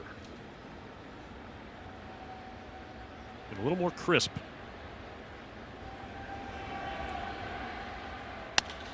And Chadwick Trump cues this one to the right side. It's deflected by Morel. And Chadwick Trump with a base hit. Mentioned Morel has not played very much first, just a handful of games, and they have all been this year. And you take a look at the pitch there, looks like a two-seam fastball, 94 miles an hour. And you can see where the second baseman is, right, playing up the middle. So you don't have a problem with Morel going after it. Laying down like a dead fish after he didn't get it, I might have a little bit of an issue with, but nothing you can do about it.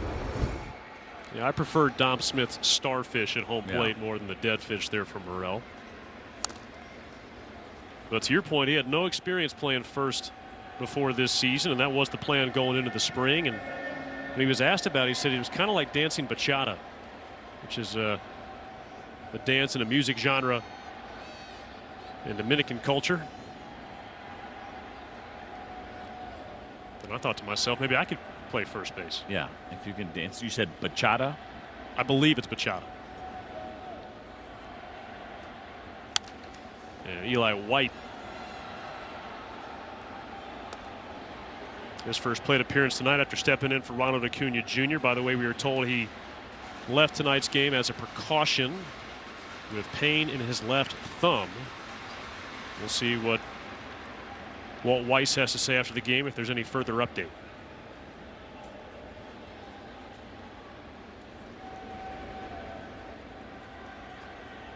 Oh, ooh, Eli.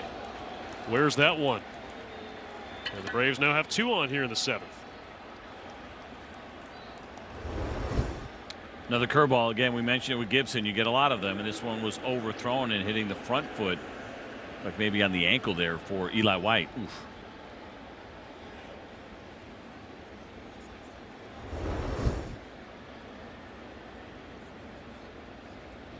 And now Michael Harris. He has enjoyed his time in Miami. Takes a front door sweeper for a strike.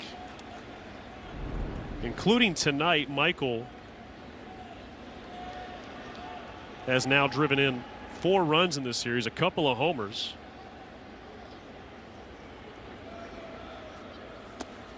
And he chases that one. One of the fun stories that came out of what Nick Green reported on earlier, and you guys talking about Dom Smith running and the coaches talking about it, was that we learned that Tommy Watkins very often during batting practice gets mistaken for Michael Harris, which I got to believe had to make him feel pretty good, right? Because Tommy Watkins is 20 years older than Michael. So fans confusing the two, at least during batting practice, trying to get some baseballs. Like, it's got to feel nice. Well, Michael's down on strikes, chasing the sweeper off the plate. But I'll say this too. I mean, some of that I bet is just Tommy's energy on the field. You know, we've heard a lot of that been discussed from all the new coaches arriving to the Braves organization this year. But you know, Tommy, he gets the energy as high as anybody. Yeah, I'd say that. I'd say the beard. Yep, helps a little bit for sure.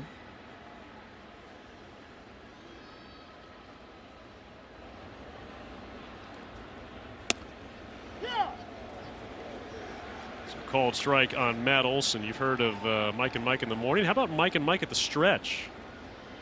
Lauren and Peter will be talking about Michael Harris, Mike Yastrzemski on the stretch, presented by Georgia Natural Gas.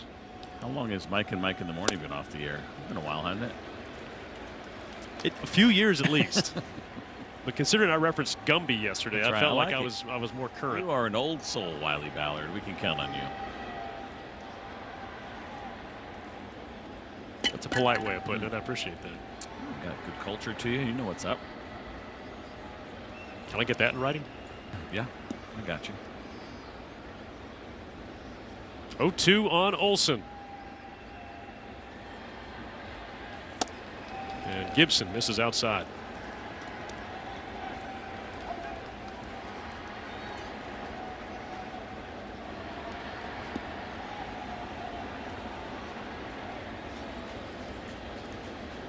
Braves have scored in 4 of the first 6 innings tonight, looking for a run here in the 7th.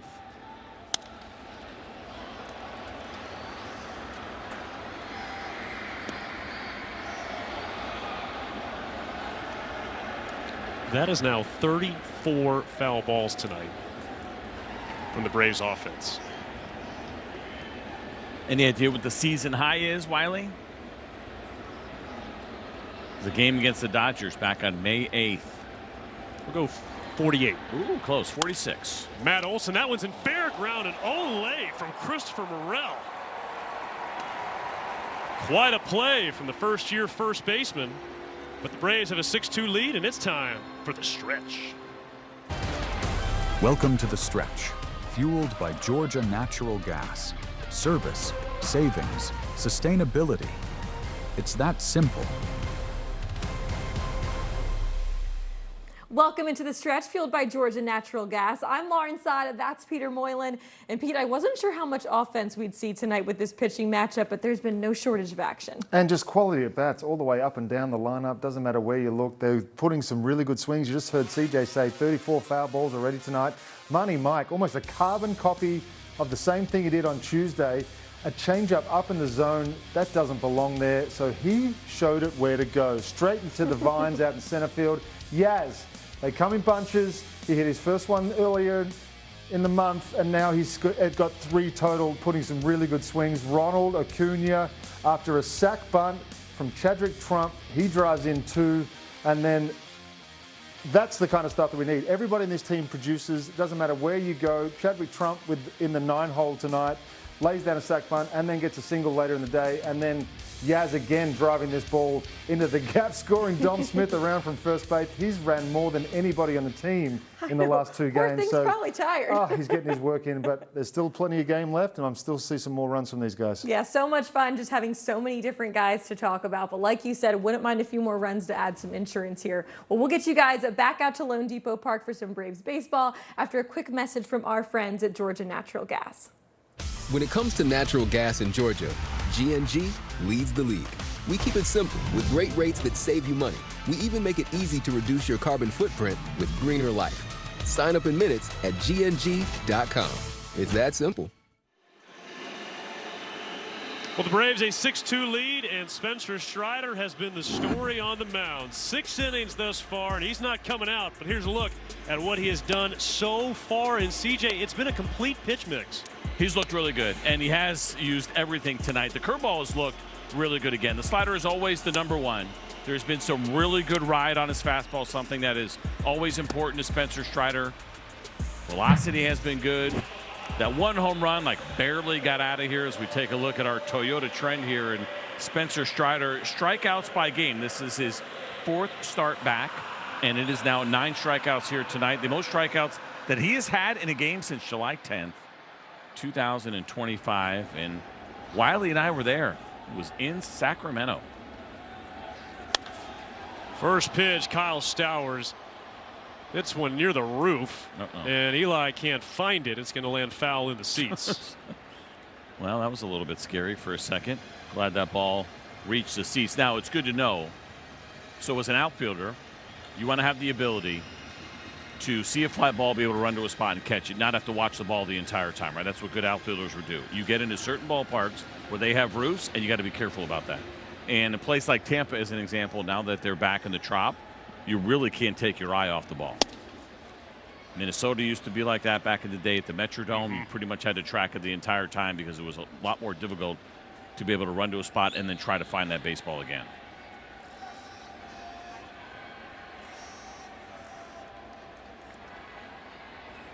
So 0-2 on Kyle Stowers. He was late on that elevated fastball. 0-2 from Strider.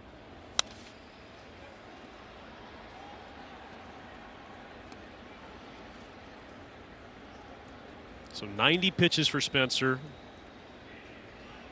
How long is his leash here in this 7th inning? Well, we got some action down in the bullpen. I felt like mid-90s. And again, depending on how the inning was going, it looked like maybe it was going to be a quick first out. Now, not necessarily turning out to be the case, as Kyle Stowers is going to see, what, at least 5 pitches.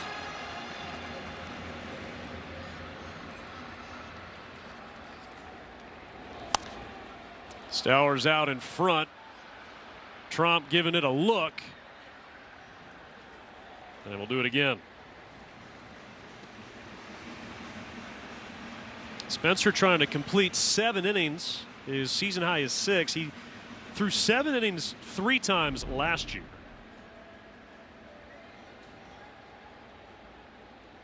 Including right here at Lone Depot Park. It was a good game. It was a tough loss. He went 7 innings, only gave up the 1. Edward Cabrera on the other end had thrown 7 shutout innings against him.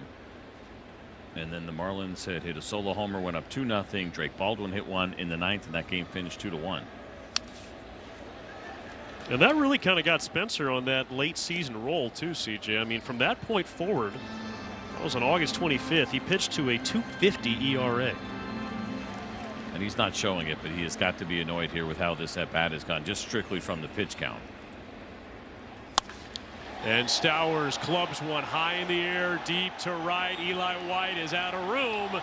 And Kyle Stowers with his 2nd home run tonight.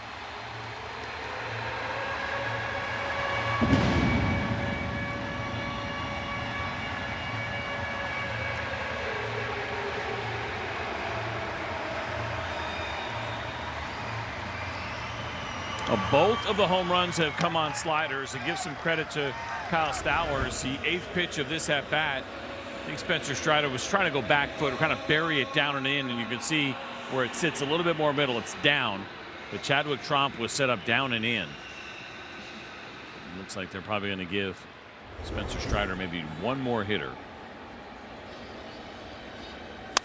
Yeah, Jacob Marcy drives it in the air to left. Yes, squares up. And reaches up for the first out.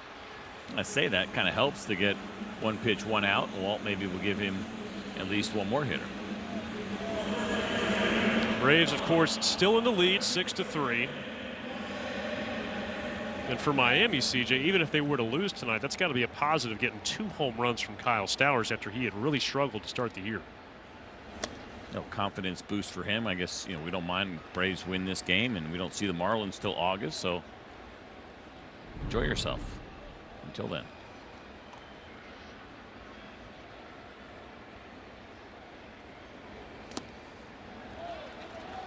So you got the lefty on deck in Owen Casey. So again, does feel like this probably would be it for Spencer Strider.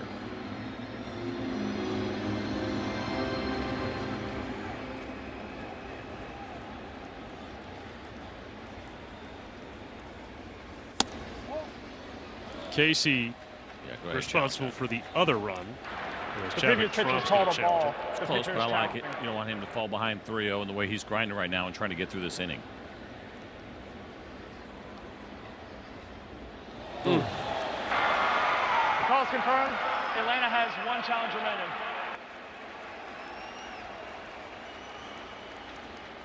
Is that the first challenge of the night? It is. Well, Freck's pretty well on Austin Jones as Morrell takes the walk. It's a good sign for an umpire, though. If you get to the 7th inning, no ABS challenge. We hadn't really talked about Austin Jones behind the plate. Yeah, he's done a good job. This is his 7th game of the year. He's been a little bit up and down, but has not seen very many challenges. He's done a pretty good job so far when he's been in the big leagues. So Spencer Strider's night is done on an even 100 pitches. He strikes out 9, goes a season high 6 1/3. And he will leave with a 3-run lead.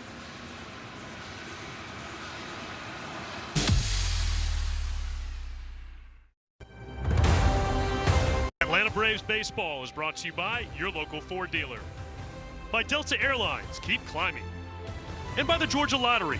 Hurry and play Cash for today to instantly win an extra $444 now through June 30th, only from the Georgia Lottery.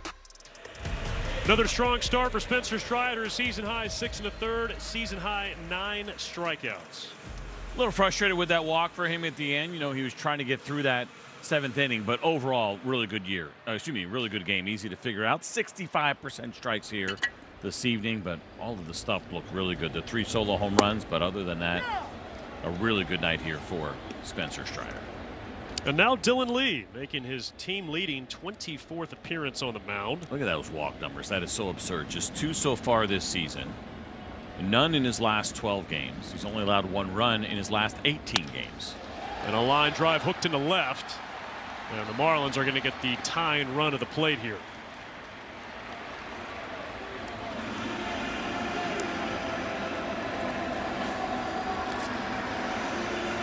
It's just the 5th hit Dylan Lee has given up to a left-handed hitter this year.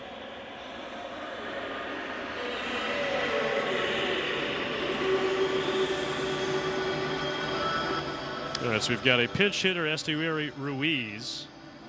And we got a pinch runner as well.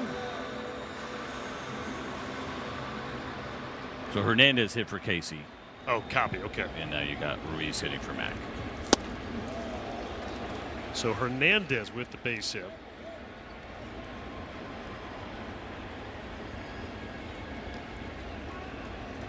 This is Marlins baseball. We talked about it at the beginning of the series. They are going to play those matchups the best they can.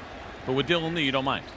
You don't mind at all because he is a split neutral guy. His slider, which is his best pitch, plays well against both lefties and righties.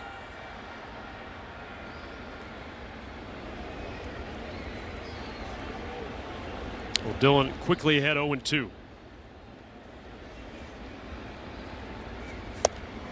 And he beats Ruiz that time with the slider.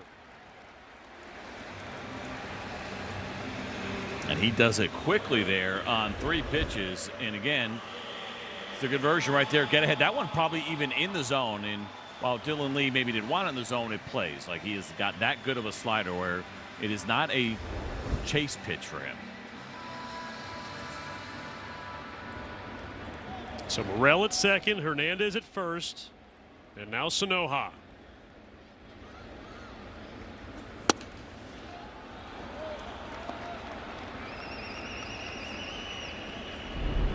Sanoja had a big swing, his first home run of the year, a grand slam on Monday night. And off the end of the bat, Squibber out to Ozzie. To first, and Dylan Lee strands a couple of Marlins, and the Braves will take a 3-run lead to the 8th. Well, way down yonder in the Chattahoochee, the Braves are celebrating another Georgia native with the Alan Jackson Celebration Night and Bobblehead Giveaway on August 6th. The bobblehead features Alan Jackson floating down the Chattahoochee River and none other than a Braves jersey and a cowboy hat. You can visit Braves.com/promos to snag your tickets today. And if you don't believe me, there it is. Alan Jackson. That looks better. You have to look at us. Look how amazing that looks. That's a fun one. This is going to be a hot ticket item for sure. They said don't drop it. Precious cargo, apparently. Now, does it come with a floatable cooler that you can bring with you down the Chattahoochee? You're going to have to provide that one on your own. Okay. That's a smart idea, though. Whoever thought of that one. Good thinking. You ever get to shoot the hooch? No. No. Well, you're off this weekend, right? I am, well, off. Yes, means I'm not working games, but a lot going on. Look out. Ozzie's been pitched in a good bit so far in this series, and that one got him.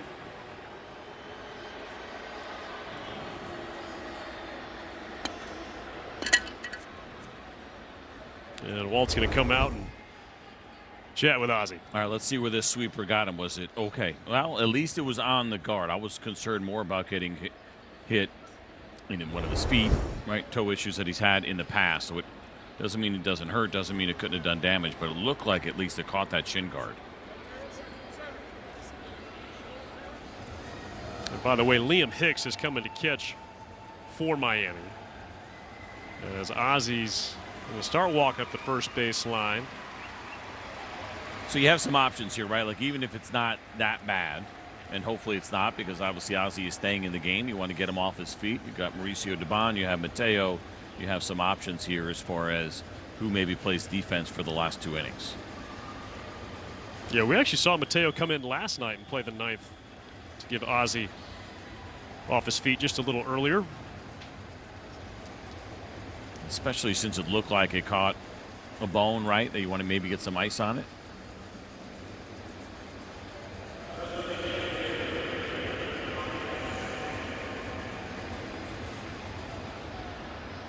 So we mentioned Hicks behind the plate. Kyle Stowers moves from left to right, and then Hernandez remains in the game in the left. So a few changes for Miami here in the 8th. I think Dom stays in here, right? You don't necessarily use Mauricio Dubon or Mateo right now because you're up. Give Dom an opportunity maybe to face a lefty. You knew that they were going to go to the bullpen anyway, right? There's a righty warming up for the... Is there for the Marlins? Yeah, there isn't currently. Oh, there isn't. I'm sorry. I thought I saw you sat back down. Yeah, we had some action earlier. And that might have been what it was about, right? Be ready for the Dom Smith spot in the lineup in case they pinch hit, then you would come in. Now Austin Riley, of course, is on deck, and there's nobody out, so we'll see how they play it.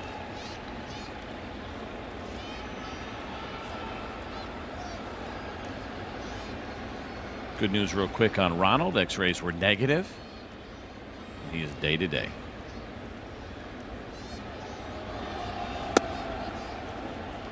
That is great news. Here's some other news. Our Yellowwood bringing the lumber. How about this note? Dom Smith, the first Brave, with a homer and a triple in the same game since Michael Harris at Texas last year in July. The most impressive name on that list clearly was Marcell Ozuna. That he did it in 2023 against the Washington Nationals. The fact that it happened 3 times. And listen, these are not burners outside of Michael Harris. And Austin can run a little bit, but 3 of the guys on that list cannot run particularly well. There's things they do great in this game. Running is not one of them.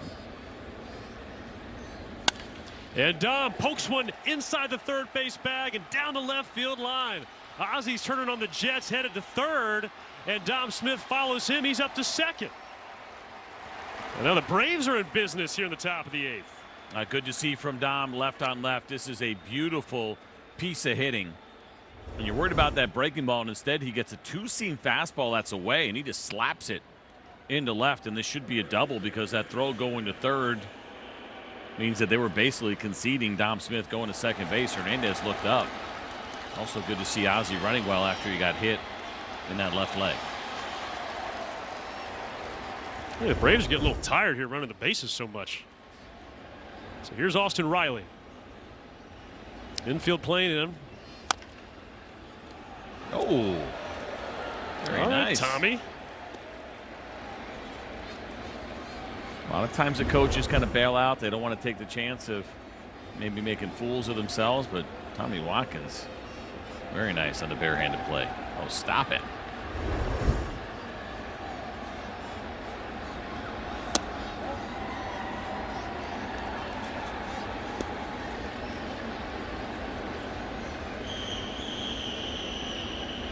Austin, by the way, entering today on pace for 26 home runs and 100 RBI this year.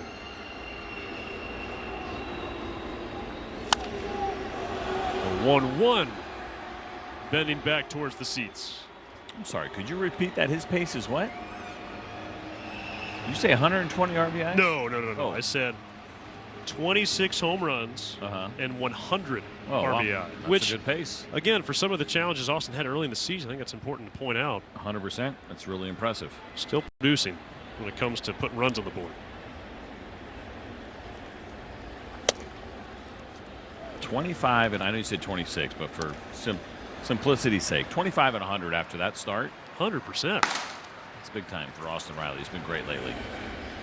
And you like this matchup for him, even though it's a 2-2 count, that they left the lefty in. And Riley chases the curveball in the dirt. And that's the first out.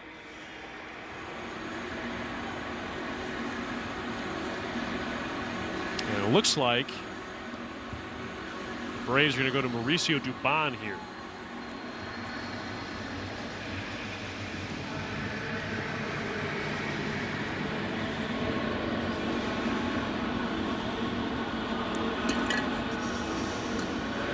You start thinking about the history for Mauricio Dubon, what he's done against left-handed pitching in his career. The Marlins have the infield drawn in, and so you like his chances of getting at least one and maybe two across the board. This spot has been good so far tonight. Yaz finishes 3 for 3.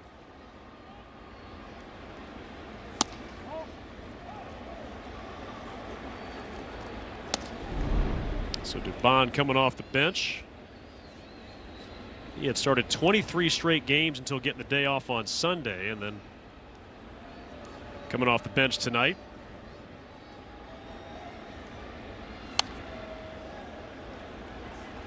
With Acuna coming back and Kim coming back. Takes away a spot in the outfield and on the dirt. We got to think Mauricio's still going to get some good opportunities given what he's done in what is nearly 2 months of this season. Looking for some insurance. 1-1.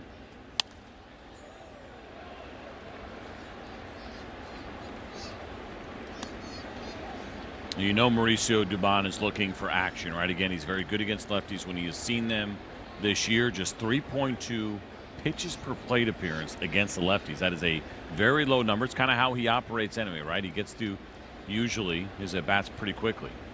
Doesn't strike out, doesn't walk a lot. Fights that one off. So Robert Suarez up, and so is Ronaldo Lopez if the Braves are able to bring a couple more runs home. I think it makes some sense, right? You have what we still would call a save situation for Suarez in a 3-run lead. You get 2 more across the board. Now you're talking about 5. Another 1-2 from Gibson. And Dubon laces it down the left field line. Couldn't keep it fair. Man, that was close. You know what's amazing? We talk about this all the time. I always look down at the batter because he'll tell you. And Dubon didn't move. I'm like, oh, that must be fouled by 5 feet. He knew, but it wasn't that foul. I mean, he was standing in the box when that hit. That's good instinct.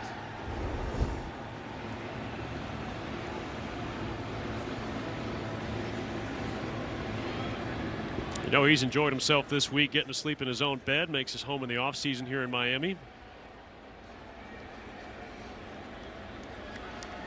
And infield on the edge of the grass here for Miami. 1-2. And Dubon sprays it into right center. That's down. Ozzie will score. Behind him, Dom Smith using the Jets. And Dubon takes second on the throw home. 8-3 Braves.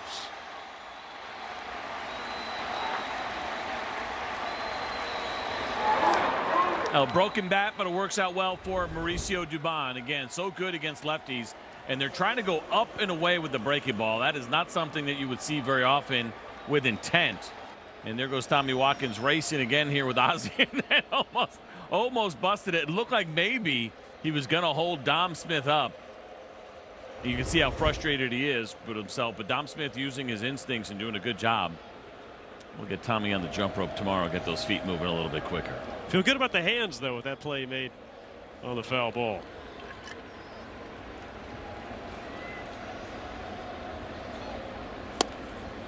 Ah-Sung Kim takes outside. We've now seen Dom Smith in the last 2 nights score from second, from third, and went home to home.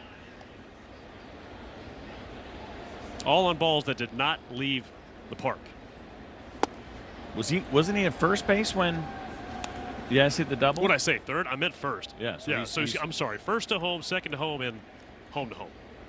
I don't think he's done third to home yet. He might prefer that next time. Yeah, that's right. Sign him up for one of those one time. A little bit easier.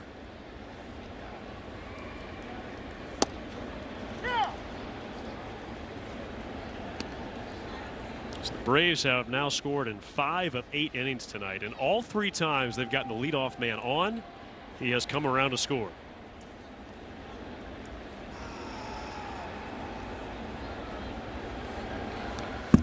And that one sails to the backstop. Dubon down to third. Friendly ricochet for the Marlins, and Hicks throws him out.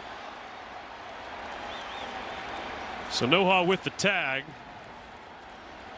Braves want to take a look at it in their replay review room, and they will not challenge. That's a bad break, and you don't mind Mauricio going there at all. You see a pitch like this, and you feel like you're going to have it pretty easily. But how about that kickback to Liam Hicks? That's a good throw, too, as he has to turn, doesn't have a lot of time to think about it. Mauricio Dubon trying to go to the outside part of the bag. My goodness, what a bounce off the wall there to go right back to Hicks. Oh, my. Kim challenges it. This one was close. Previous pitch was called a strike. The batter is that was a ball. challenging. We'll see. It looked like it was up and away. There was a pitch earlier last at bat to Kim that he didn't challenge. I think he's going to win it. Yeah. Oh, closer than I thought, though. Wow. The pitch is the ball. Atlanta has 1 challenge remaining. I don't know, CJ. You got a good pulse on that. 0.2 of an inch. When you watch it live, it definitely looked further away from the strike zone, and that's what we have to be careful about.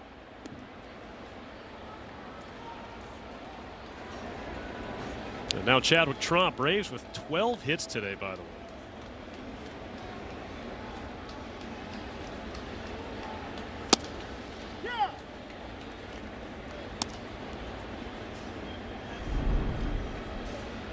This guy can flat out spin him, man. We talk about spin rate all those years that Pierce Johnson was here and how he could sit right around 3,000. That last one was 3,200 RPMs on the spin rate. There goes Kim. And he swipes second. And might be in a little bit of pain. He went feet first into the bag. Which usually feels like that's the safer route. I don't know if it was on the tag. We'll see, kind of leaning in and maybe trying to deceive Gibson. Peeks in, gets there. I'm not sure.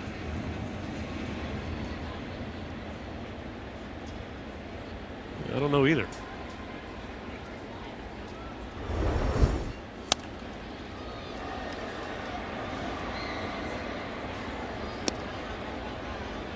Well, the good news in all this as well is it should have given Ronaldo Lopez plenty of time to warm up. Right, part of what we see with Lopez, of course, and it's been a couple of weeks now, but you know, as a former starter, yes, he knows how to operate in the bullpen, but you also want him to get a little bit more time whenever you can afford to give it to him. Well, Suarez is still standing there. That tells me he's in this game. Okay. Because now it could be about Lopez getting ready also. If Lopez has enough time, then they can tell Suarez to sit down, but he may not be there yet. Chadwick drop, extending his at bat here.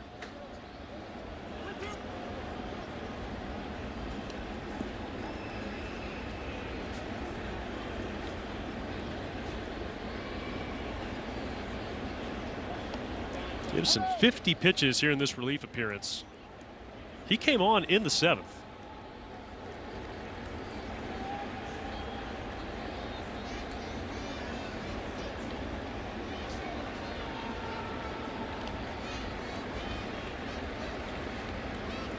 (3-2). And Trump takes call, strike 3. He knew it. But the Braves add 2 runs. And who says all the actions between the lines? How about Tommy Watkins? Sniper. Care of the big stuff. Find your appliance answers now at the. Just a little after 9 o'clock here in Miami. Braves trying to win this 4-game series, up 8-3. It'll be Comcast Business time for our defensive edge. And it is Robert Suarez. What a year he has had. The back end of this bullpen has just been phenomenal for the Atlanta Braves, and Robert Suarez has been in the middle of all of it with that 0.44 ERA, 4-seam fastball, changeup, cutter, and 2-seamer. You can see those splits there, the domination of the lefties. A lot of that has to do with the great changeup. They're hitting just .059 against this changeup, .053 against this fastball. And first pitch swinging, a roller out to Kim. And with pace, he gets Xavier Edwards to begin the bottom of the 8th. Mauricio Dubon has come into play left after pinch hitting for Yastrzemski, so that's a straight up change.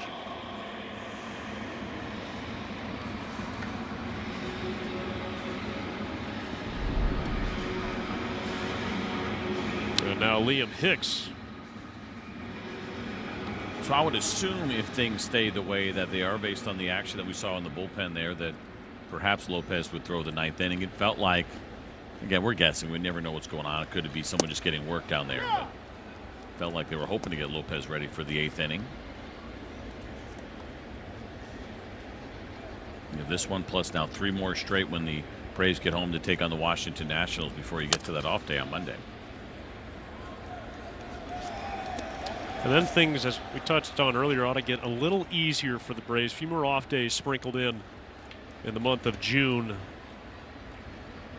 than what the Braves had to contend with here in May. And more importantly, they're spread out, right? I mean, you had a couple early off days in May that were, you know, bookending that series against the Dodgers. But speaking of the Braves bullpen, CJ, I mean, I don't think it's too early to talk about what a bullpen needs to look like come October, and the Braves already have a lot of pieces you like.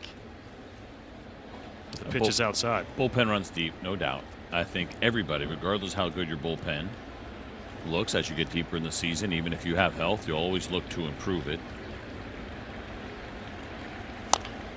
And Hicks taps this one back to the mound. A problem for Suarez. He's got the first 2. So that conversation will happen. It's probably already happening in front offices. You start taking a look around the league. You look at some of the teams that are struggling, that are likely not going to be postseason teams. What do they have for relievers who maybe are potential free agents? We know last year for Alex Anthopoulos and the Braves, any moves that they had talked about really had to be more about not just last year but beyond.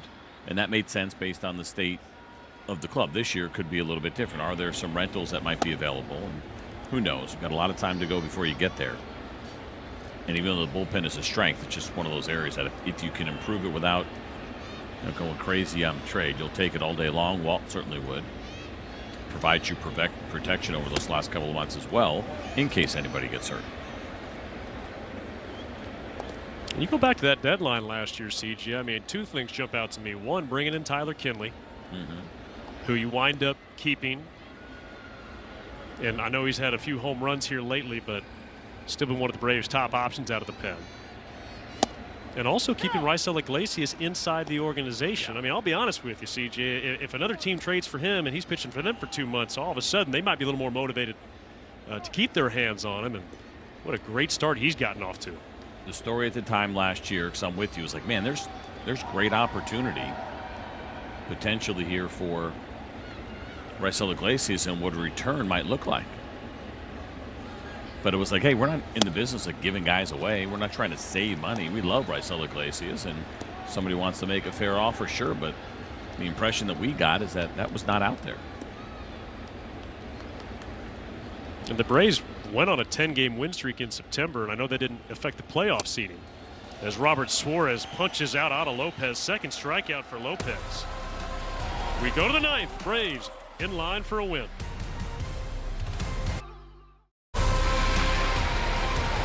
Braves come back home tomorrow night to begin a 3-game series with the Nationals, and it is the double nickel. Bryce Elder on the mound.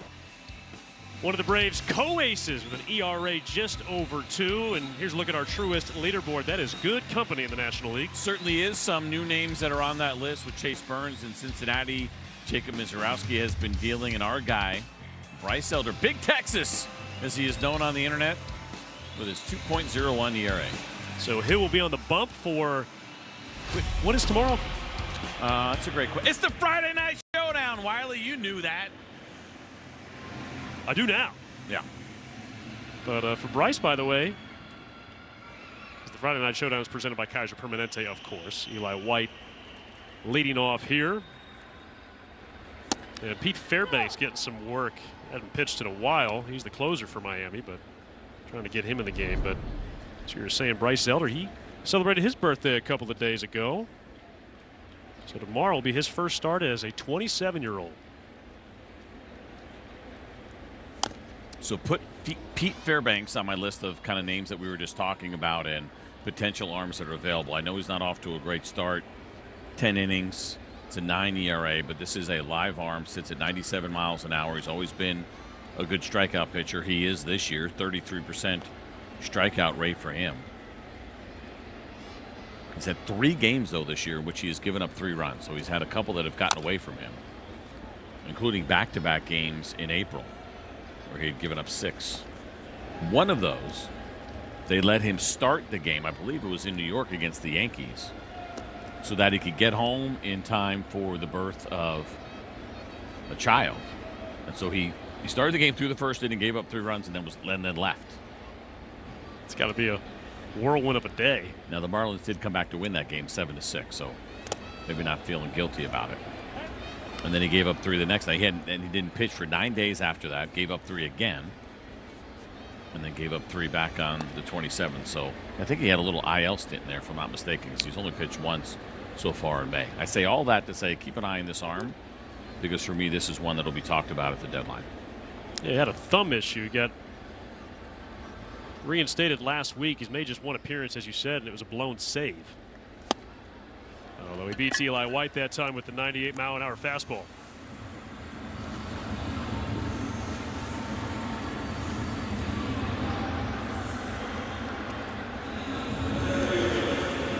But the Braves offense, the final 3 games of this series, has come to play. They've scored 8 runs at least the last 3 days and have 10 or more hits in each of the last 3 games.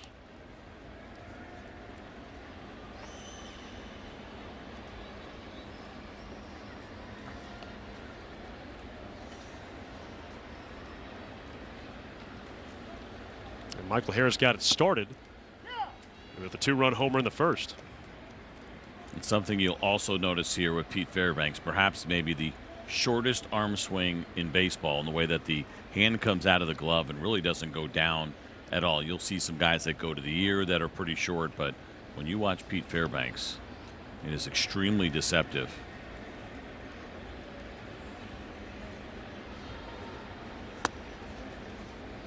Yeah, he's part of that Tampa Bay team there in the early 2020s. They talked a lot about having all sorts of different arm angles sort of around the clock. Different looks.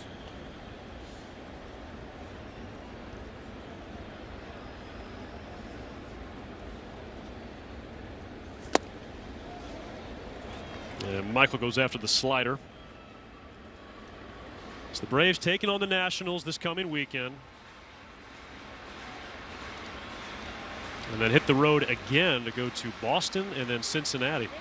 Odd that we have Monday off too, because it's a holiday, right? Rare that you get a holiday off during the summer, but no Braves baseball on Memorial Day. Dylan Dodd is up. That's interesting. Is there TV choppy, or is that just the way it plays through the camera? See that? I don't know the answer to that.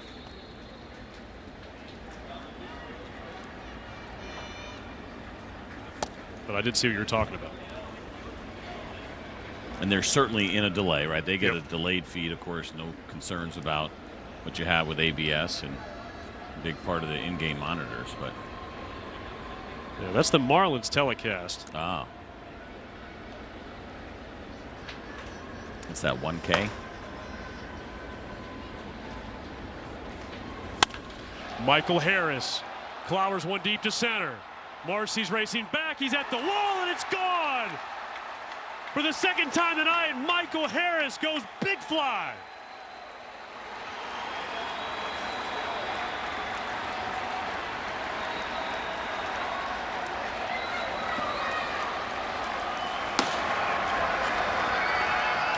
We may have a hard time getting Michael Harris to get on that airplane after this game, because he has been going off here in Miami. Fastball straight, 98 miles an hour, but on time here for Michael.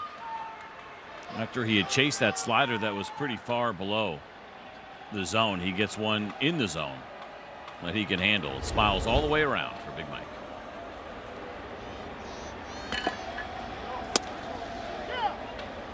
And those 3 ball flights, CJ, I mean, You know, they haven't been jumbo jets. Those have been fighter planes, just going low liners, all three of them to center field.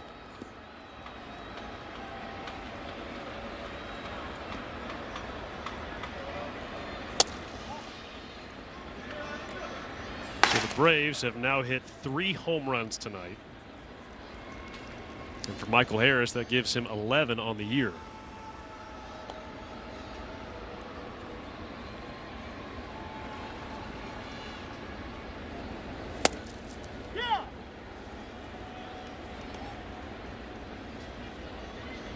Is that Scooby-Doo?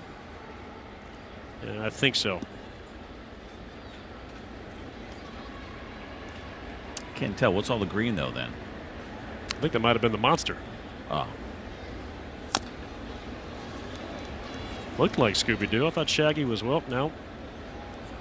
Let me just, if you wouldn't mind looking to your left real quick, Michael, we'd appreciate that.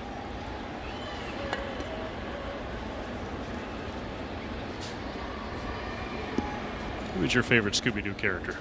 Ooh, good question. Probably Scooby-Doo. You didn't like Scrappy-Doo? No. Nope. Yeah, there we go. Who's There's Shaggy. It's Scooby. Velma or Daphne? Yeah. Daphne. I guess Daphne's the brighter red hair. Velma's kind of got that. Wait, I thought Daphne Auburn had dark going on. hair with glasses? No, that's Velma. Oh, okay. So then Daphne.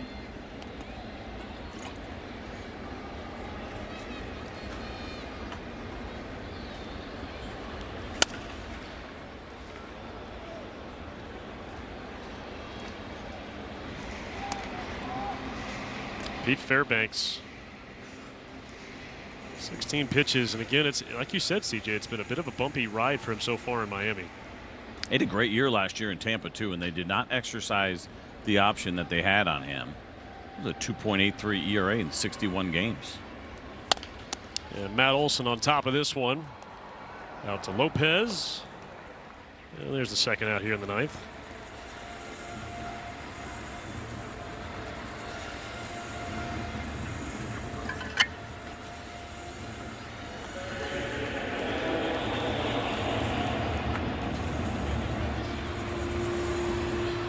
So Ozzie Albies, good to see him still in the game after taking that hit by pitch.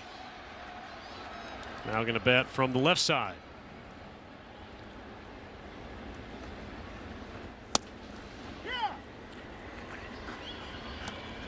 Braves are 34-16. That's their best start in the first 50 games since 2003.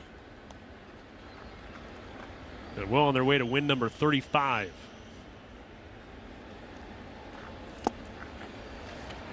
And their 14th series win.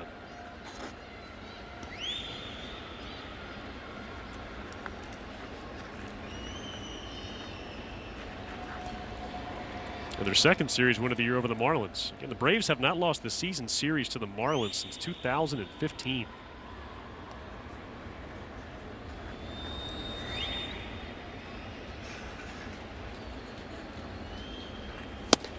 And Ozzie late on the fastball. But Michael Harris, for the second time tonight, CJ, goes dead center. It's a big one for Michael, and it's been a big series. Great night for him, and we look forward to the Braves finishing things up. Let's get on that. Atlanta Braves baseball is brought to you by Comcast Business. All-in connection and protection your small business can rely on. No one does business like Comcast Business. By Toyota. Visit your local Toyota dealers today. And by Alpha Insurance, your winning lineup for auto, home, life, and health. Bottom of the ninth here in Miami. The Braves 3 outs away from taking 3 of 4 against the Marlins and having a happy flight back to Atlanta. And Dylan Dodd's the man charged with closing the door. Just his third appearance this year. You can see the numbers there. Last year, we really started to see a good version of Dylan Dodd and getting comfortable in the bullpen. It was 28 games for him, 3.6 ERA, good strikeout rate, excellent walk rate for him. You can see just one so far this year, but last year in those 35 innings, he was under 4%. So he fills up the zone. He does it with the cutter, four-seam fastball, slider. We've got a good left-on-left matchup here against Kyle Stowers, who's homered in his last 2 plate appearances. He tried to make it 3 for 3. Dylan Dodd gets him chasing the slider. For Dodd, this is his first appearance since back on April 21st, so it's been a full calendar month. At the big league level, of course, he pitched some in Gwinnett on rehab after battling left thoracic spine inflammation. Which doesn't sound fun. No. So a couple sliders here out of the chute, which will be interesting to watch. One of the issues for Dylan Dodd is that he had reverse splits. Go back again and kind of look at last year and compare with a couple of games this year, where the righties have only hit 152. He's dominated them. A lot of that has to do with the cutter. The lefties, though, higher batting average, high OPS, strikeout rate drops. For me, that's the kind of final piece of the puzzle for Dylan Dodd. You know he's going to throw strikes. He knows how to get some swing and miss, but it's about being a little bit better against lefties, evening out those splits a little bit. And then you feel like you could put him in some higher level leverage situations if you need to. And 2-2 now on Stowers. Remember talking to Dylan last year about that cutter, and you know, CJ, he's not a guy who's got the gift to spin the baseball. We talked about Cade Gibson earlier in that breaking ball getting well over 3,000. For Dylan, it's closer to 2,300. And he gets Stowers that time on the sinker elevated, and Dylan Dodd gets his night started right. Well, you like seeing that, and you like that combination, right? Have some balls that are going away, both the slider and the cutter, and then go at it with a fastball. It's got maybe a little bit of movement to come back, but in a good spot, elevated to get by Stowers at 95.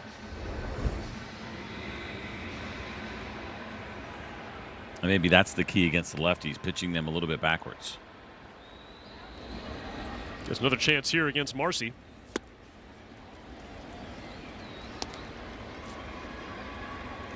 So far, plenty of swing and miss here from Dodd.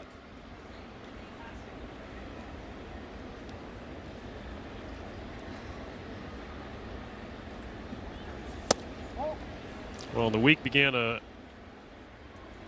little inauspiciously with that 12-0 loss. Called a ball. The catcher is challenging.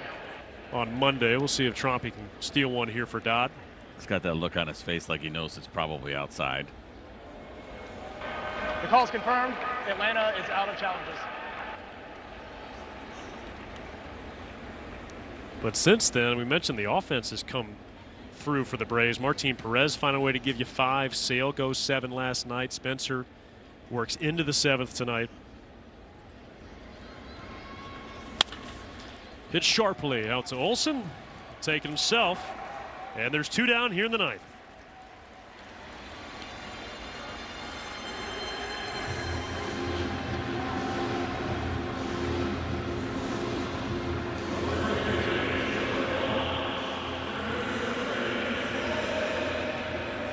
Looks like it's going to be another successful road trip for Atlanta, albeit a brief one. Can we call this a road trip?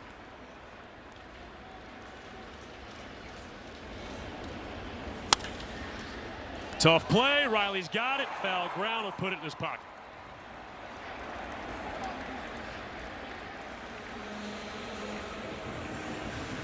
So Christopher Morel keeps this one going. Well, Austin Riley got there, and you're right, made a really nice play.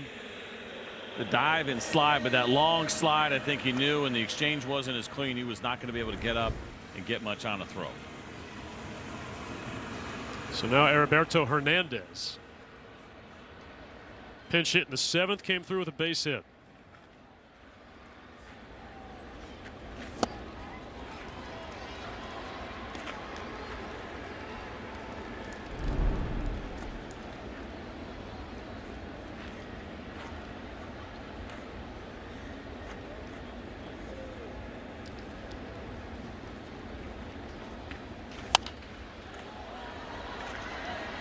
And 0-2 on Hernandez. Saw some comeback wins the last couple of nights. Tonight, the Braves have led from wire to wire. Michael Harris, a 2-run homer in the 1st. Braves scored in 6 of 9 innings tonight. In the last run, a solo home run from Michael Harris.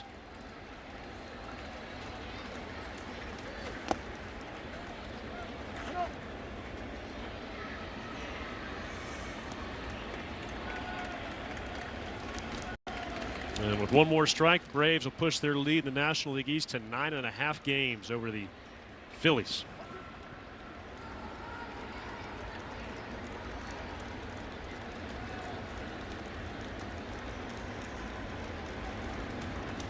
One, two. Got him. And the Braves take 3 of 4 in Miami. They've won another series. And they are now 35-16. What a great comeback series-wide, right? As you see the MLB best now 35th win here for the Braves. To drop the first one, 4-game series, go ahead and come and get the next 3 the way that they did. We saw the offense come alive over those final 3 games, including some impressive home runs from multiple players throughout that lineup. And the bullpen, the starting rotation, all solid, the defense as well. But this was a fun one. Spencer Strider, as you mentioned, pitching into the 7th inning, has 3 good ones in a row. Yeah, there were a couple of home runs tonight, but everything else was really good for Spencer Strider, and just another nice series win for the Atlanta Braves. So Braves get the win 9-3. We'll be back to Miami in just a moment to wrap it up.